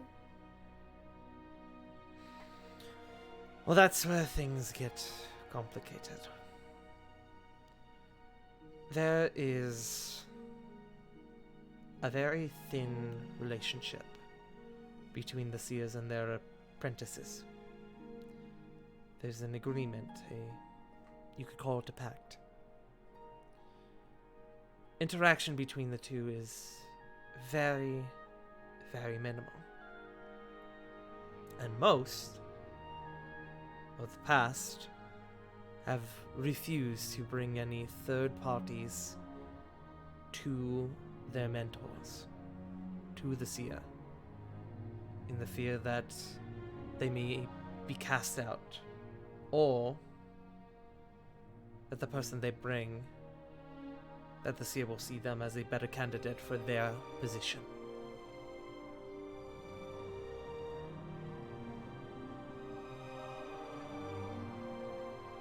Sounds, strained? There's certainly a word for it, yes. You can see he kind of like rubs his face a bit, kind of like, this is the first time you've really seen Reno at like, almost at like a loss, like, shit, I'm all over the place right now.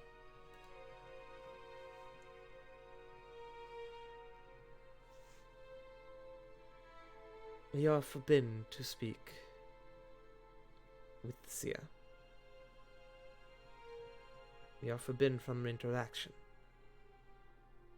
Because knowledge can corrupt. Just as any other form of power can do.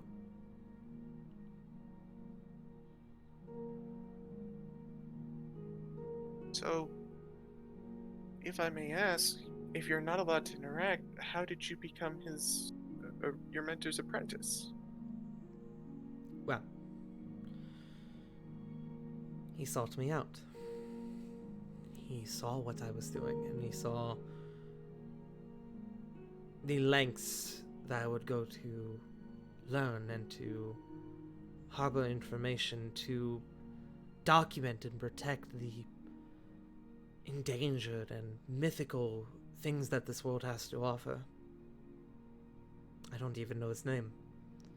But he took me under his tutelage and he offered me this position. He taught me more in mere moments than in such a short time than I could have in decades of learning. Maybe even hundreds of years. He gave me a taste of what's exactly I could end up being. And maybe even now I'm corrupted by this knowledge he's given me, the potential, but in an odd way, things sort of made sense after that. Like I had found purpose.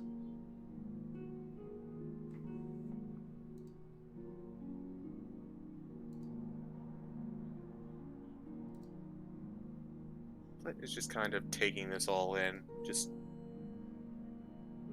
It's clear that there's a lot going on here, and Flint just is, I wouldn't say lost or out of it, but is in similarly deep thought and is uncharacteristically quiet.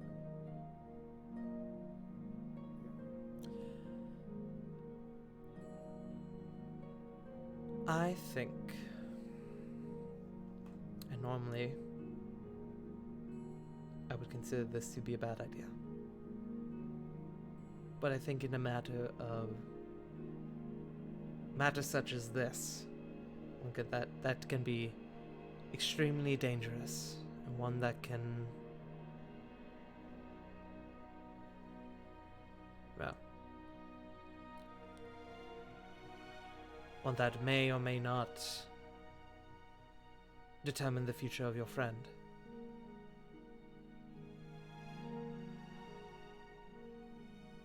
I feel like it is something we should do. Something you should do.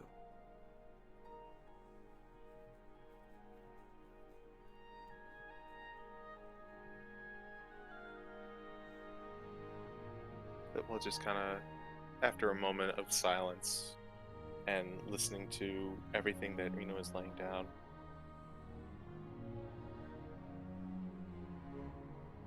hey Reno? Why Yes. did you were sought out from what you were doing, right? Correct. But why were you doing it? You can see he kind of leans back like, fuck, that's a deep question. A long time ago. Very long time ago.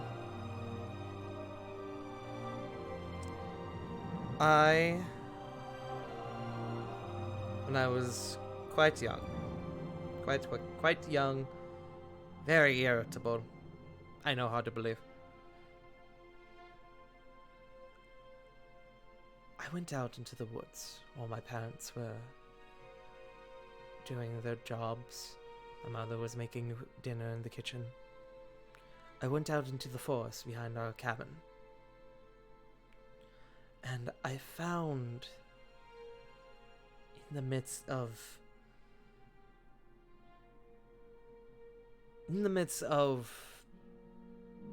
a fallen tree, I found what appeared to be a odd stone. We had had a storm the night before.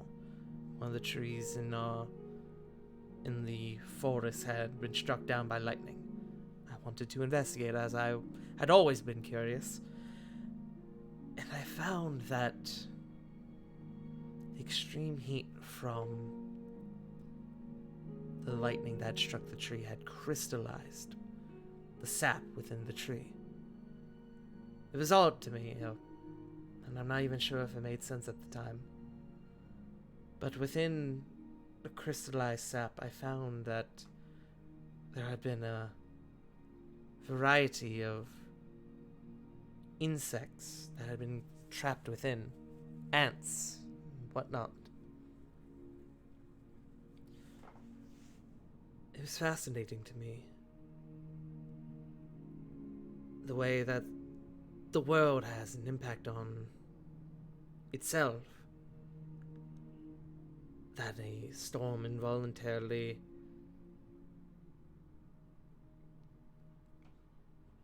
crystallized a collection of insects for the rest of eternity. I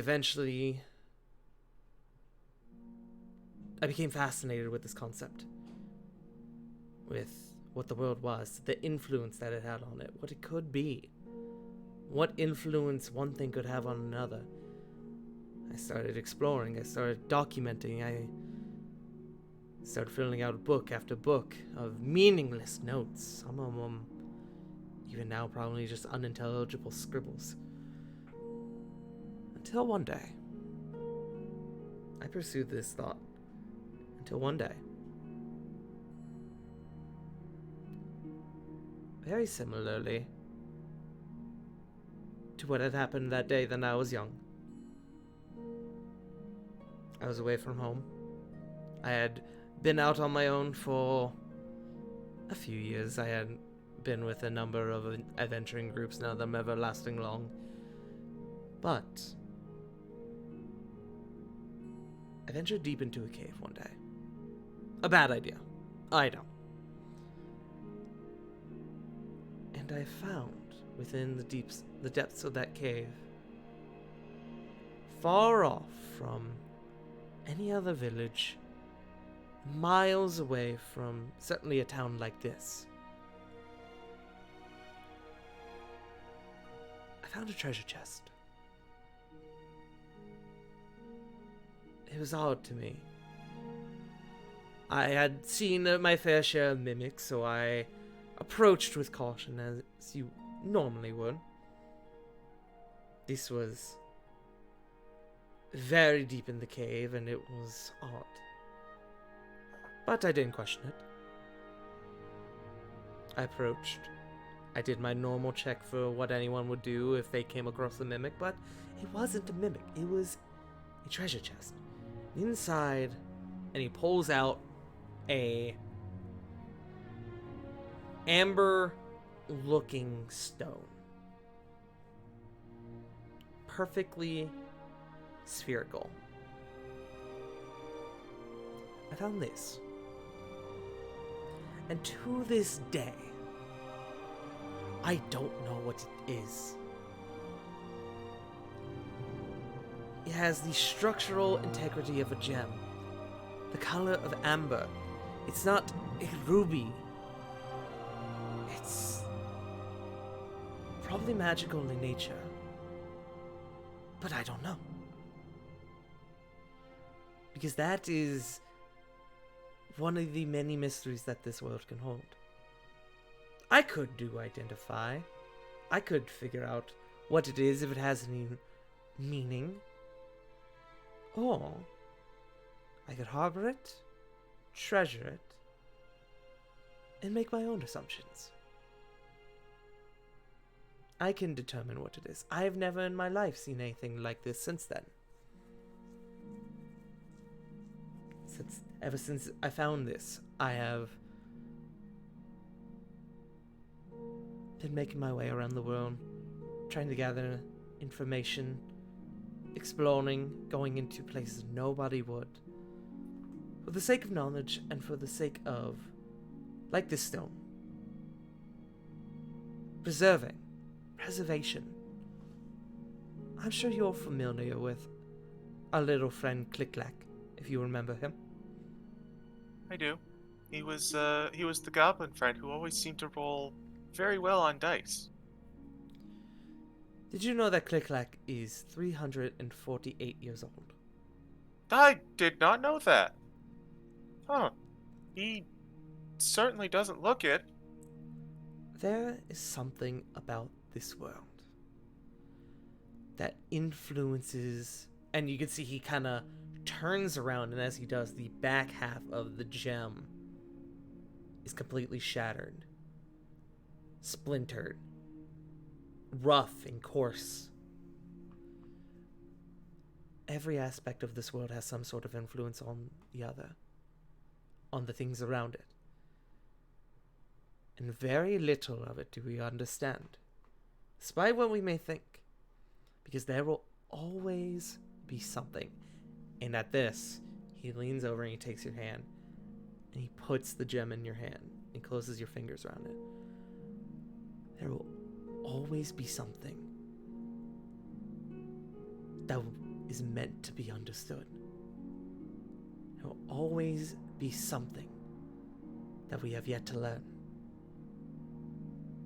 And there will always be something in this world. Something unique, much like Click-Clack, that we don't understand.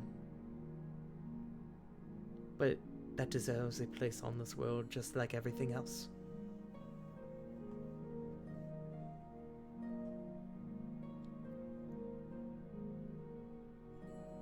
Let's gonna look at the amber for a little bit. Like I said before, perfectly spherical on one side, but the other side, coarse, rough, fractured. You would think it's almost a geode, but the coarse and rough side of it doesn't have that stone exterior like you would normally see on a geode.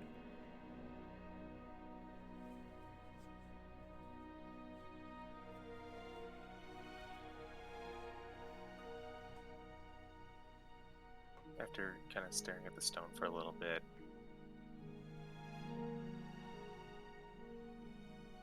you know, before I go any further, there's one thing I just wanted to say. Yes, Flit. I just want to say thank you for sharing this with me, your stories, and to a certain degree, even those faces that you've been making. And don't feel bad about it. It just, when we met, you were always so kind and always looking out for us, being helpful, and it gave you this air of you were capable of anything. But it also gave you this air of that you were separated from everything. And this story and everything you're sharing with me, it makes me remember. It shows me that the person that you are is not just the man of mystery with all of the questions and the parts of life, but a person who can still get frustrated and still get questions and have to make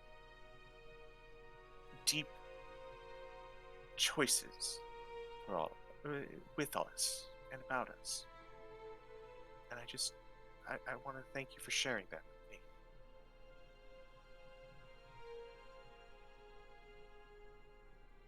He smiles and he looks at you.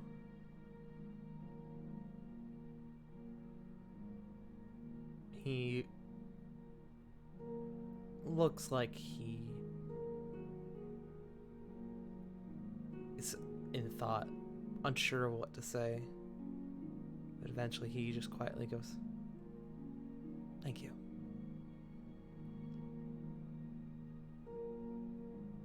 She'll nod, and when I asked why you want to do that, and actually, no, let's let's address the other part first.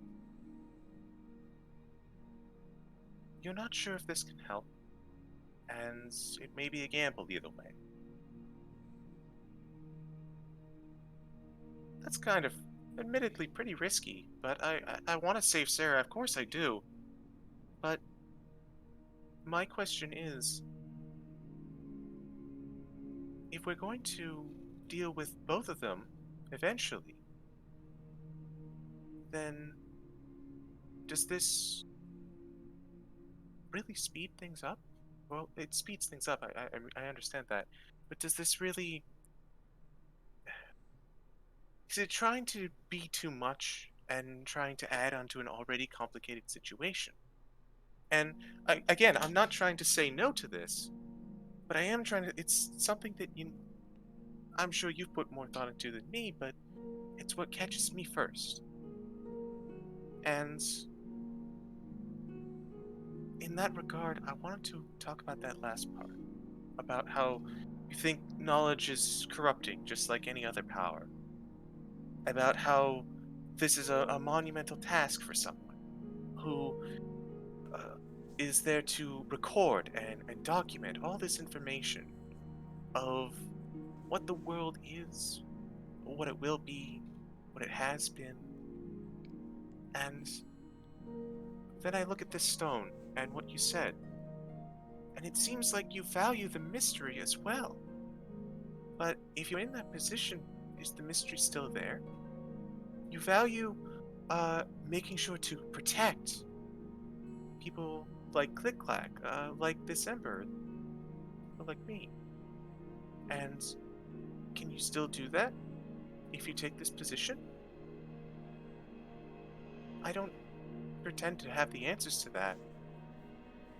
I just want to make sure that you've asked the questions first before you come to that decision.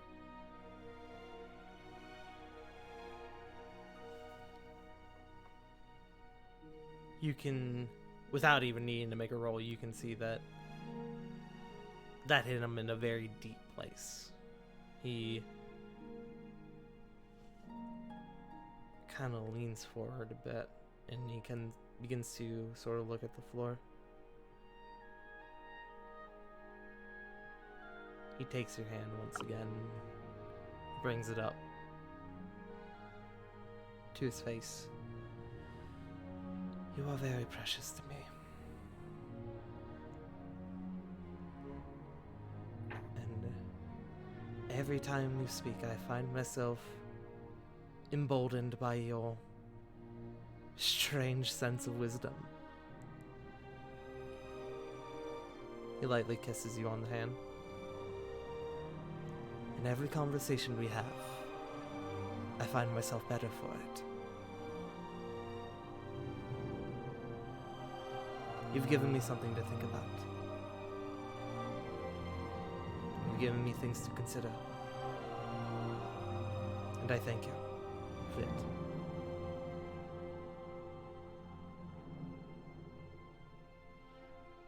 Flit's gonna get up from her seat and walk on over to Reno, give him a big, deep hug. Not like the side hug from earlier. This is a vulnerable hug, if that makes sense. Yeah.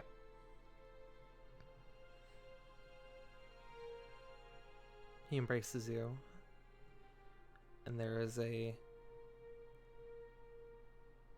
long sense of belonging. This feels right, it feels comfortable.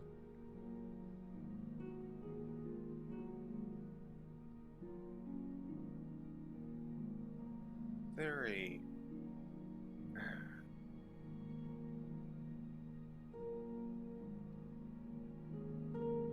Shoot.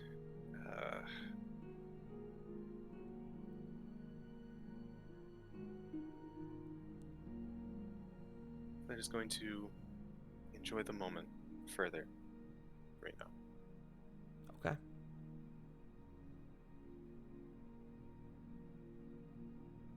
The moment passes. Eventually you two separate after a what feels like probably like an hour in each other's embrace, but was probably nothing more than like a minute, two.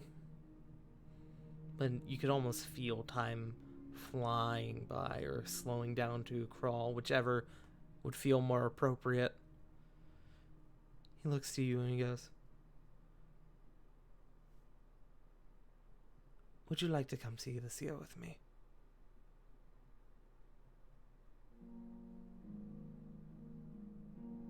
Reno? I'd love to. I would suggest you leave a note for your friends. We're going to be gone for a little bit. Okay. Not enough to be worried about, but you should at least make it known. Okay. And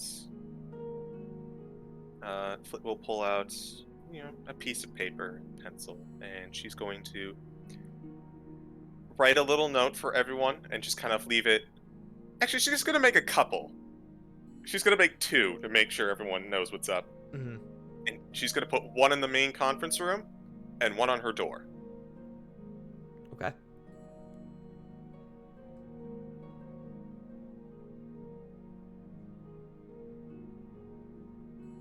Well, I've left them in where I think they're going to be seen, at the very least.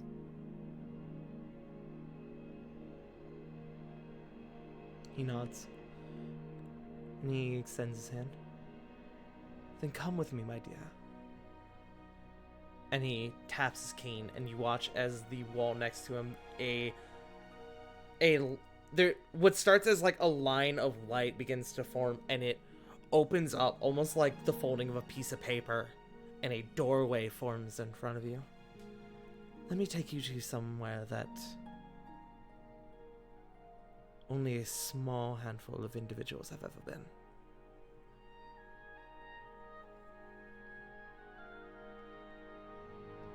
Please, show me the way, dear Reno.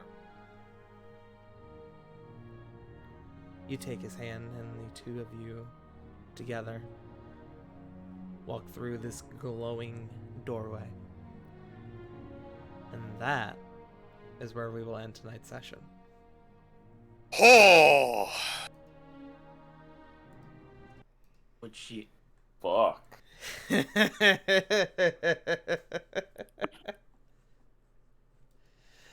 Oh, I love this fucking game, dude.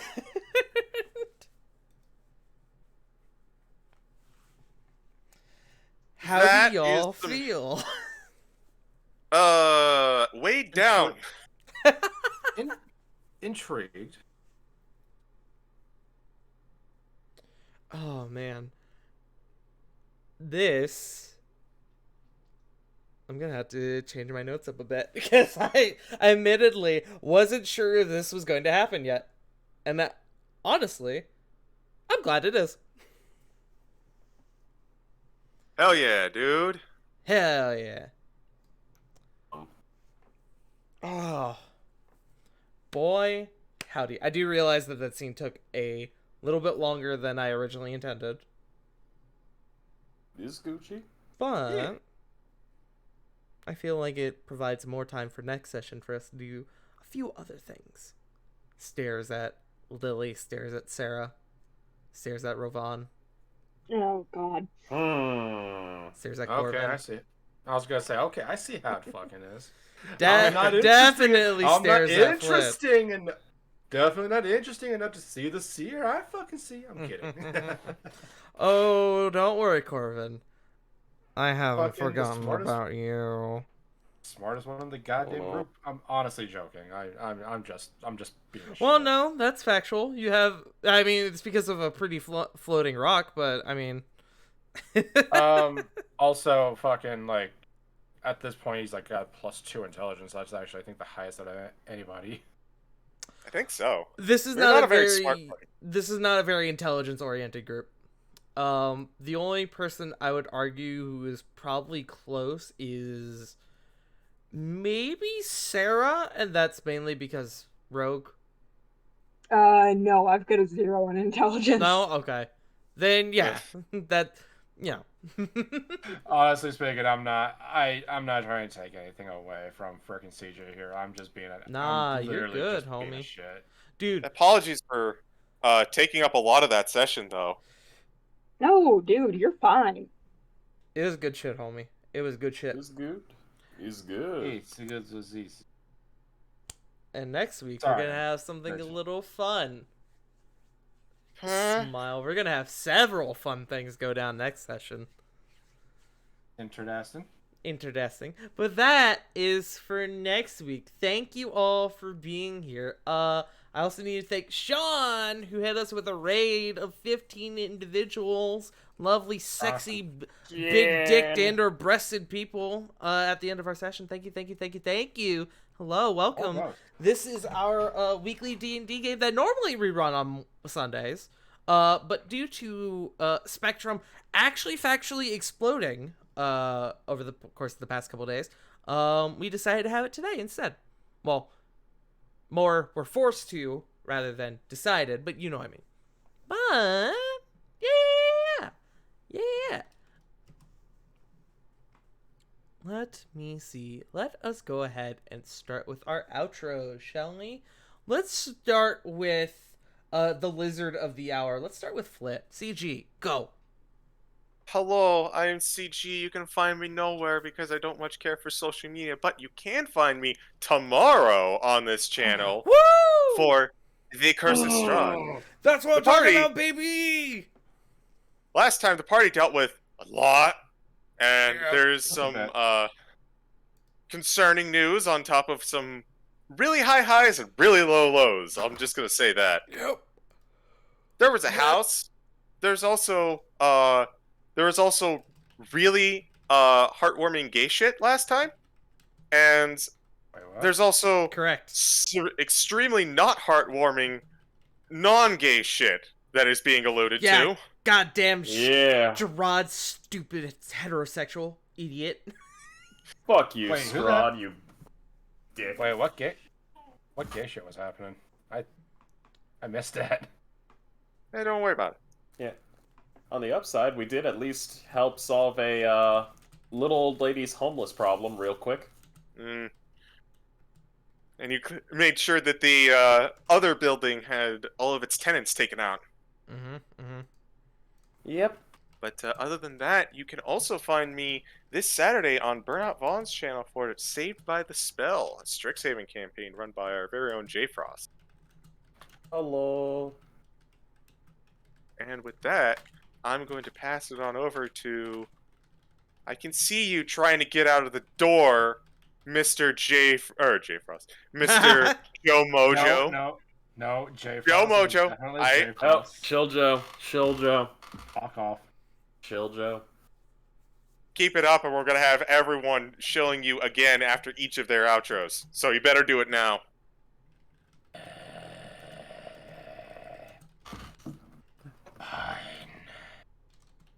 Hi everybody, you can go ahead and follow me at the Joe Mojo on Twitter, where I mostly post a bunch of nonsense and retweets for various things that I'm in, such as this fine show itself. Also, a funny little YouTube thing I do called Monday Night's Master Duel, where me and a bunch of literal fucking goblins of people go on and go into a Yu-Gi-Oh league of sorts. So I highly suggest you guys go and watch that. It's actually really cool. Where I gave them out of character, I gave them the business when it comes to how to conduct a good promo. So yeah, that's so it's literally only going to get better from there. The business. The business. I gave them the exact same kind of rules that we're used to getting, as well as I had to add my own flares because of reasons. Anyway, other than that, you can go ahead and find me at twitch.tv/Joe_Mojo, where I host a recap show known as Firing Line, your one-stop shop for everything Multiverse Nexus Wrestling, where we recap Warzone and Flashbang. The road to Multivania is paved in oh shit moments, ladies and gentlemen. Thursdays, 8 o'clock Eastern Standard Time. Eastern Standard Time. Go in there, check it out, have fun in it, and hear me absolutely die after hearing puns. Anyway, speaking of people who were actually trying to leave the door, Frost, go. I'm not leaving anywhere. Then why's your foot out there? Because it likes to get some air, you know? And why's your hat on? Because I'm Gucci. Anyways, hi everybody. You can find me here at twitch.tv/jfrost747. This week, gonna be, as stated before, with that whole Curse of Strahd business, as well as Saved by the Spell over at twitch.tv/burnoutvon. This week, trying to finish the amazing yet agonizing gameplay that is Metal Gear Rising Revengeance. The memes are quite dope, the memes are spicy, but the gameplay, specifically the block mechanic, what the fuck? What the fuck? It's fucked! It's fucked! It's fucked. You're fucked. You're fucked. And I still have to face Sundowner, Jetstream Sam, and oh god, Senator Armstrong. Oh, I'm not prepared for this shit. You're not prepared for the memes that is the senator. Come on, J Frost. You're worrying too much. You can't fret over every egg. Egg. You know what? Give me a second, I need to roll a D100 for your fucking campaign on Saturday. Egg. Sweet.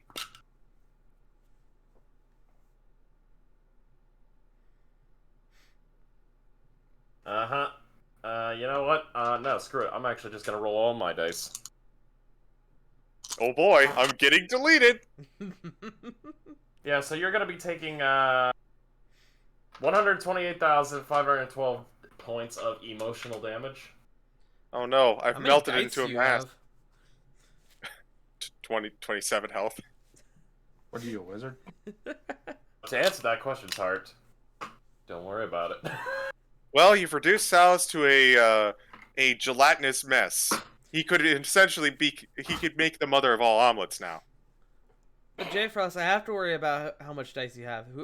Who will I know to visit next?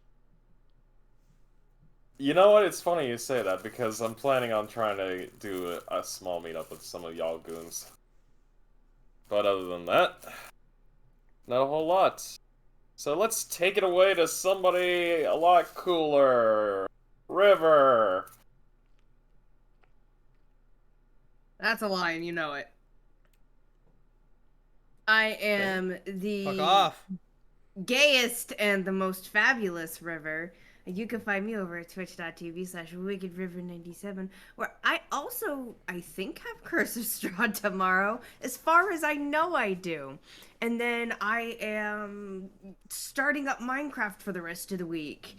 Because, well, I would have had a stream tonight, but hey, D&D's better. 100% I prefer D&D over whatever. Yeah, no, it feels weird having done the session tonight, because now I think it's Sunday, even though it's, well, not. And I'm gonna wake up tomorrow and be like, it's Monday. Wait, no, it's not. And, well, that's it for me. I'm gonna send it over to Sarah. I don't know, River. We missed you, Sarah. I missed you guys too. I don't know though, River. You might have some competition for gayest one here now. I don't know about that. I have quite a bit of partners. I think I still am the gayest. Son of a bitch, that's true. River is, I believe I classified you the other day as the gayest person I've ever met. No, that is accurate. I am the turboist gay. They That are is the true. storm that is approaching. That is true. There they. They can find me at twitch.tv/wolfstalker16.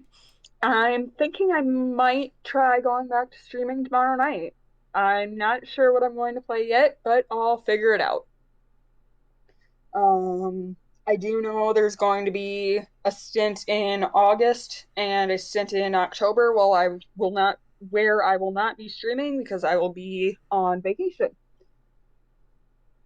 But that's all I've got. Hmm. I suppose that leaves me, huh? Alright, hold on. Let me get my bath salts out. You can find me here at twitch.tv/FartingTart where oh man. I am, right now, especially over the past couple days, been living purely off of good vibes and ethanol. So, it's been a time. I'm in the midst of trying to move, trying to find a job for said move, trying to get somebody to take my spot in my current job, so I can move. Fucking like a million things. But yeah, you can find me here. I do D&D. I do variety games. We just the other night. I shouldn't have fucking sniffed as hard as I did. Now I feel like I got sneezed. We just the other night had our 3-year affiliate anniversary, where we perceived in I'm on observation duty, so that was fun. But this week, we've got the Curse of Strahd. We've got Bears on the Torch on Wednesday.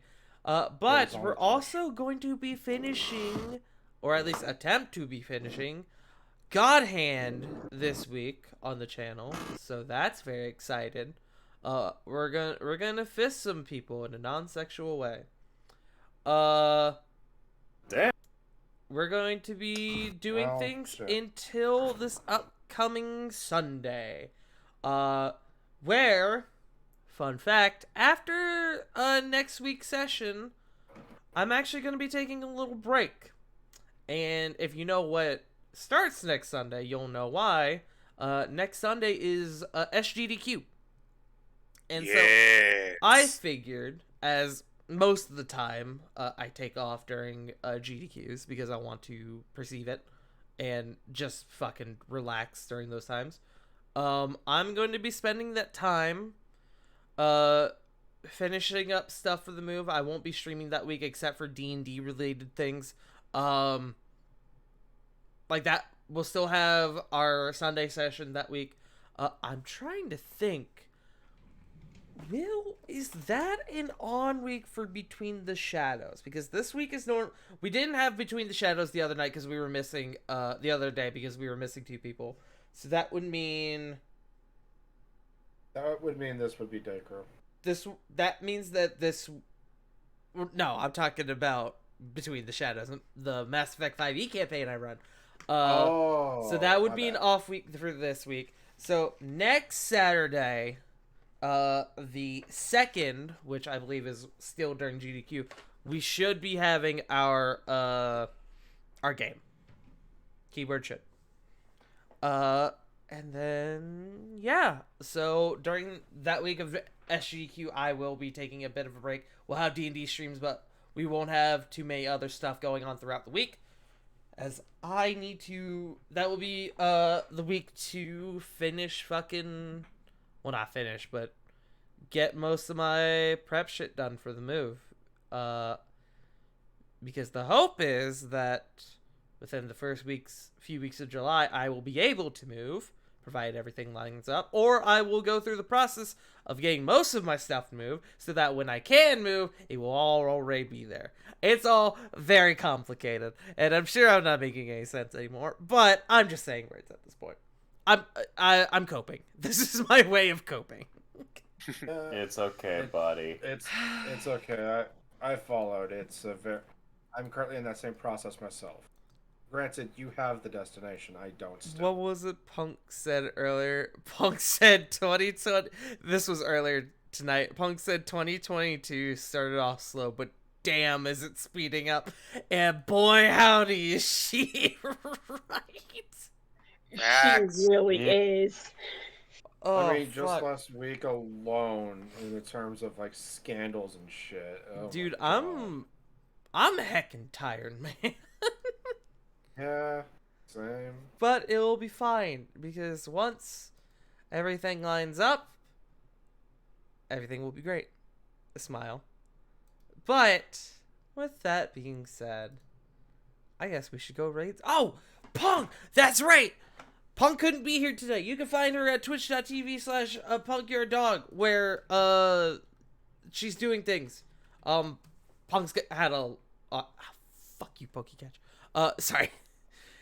Punk, over the past, week, has had a lot going on, so she unfortunately was not able to join us tonight, but she is trying to get back into a weekly streaming schedule of Tuesdays and Saturdays. Keyword trying. So make sure to go show her a little bit of love if you haven't. But yeah, I guess we should raid someone, huh? Yeah. I see a certain, very handsome, man with Amazing hair. long flowing hair, who may or may And not this. like the Legend of Zordo. We're gonna raid Wiley, Yeah.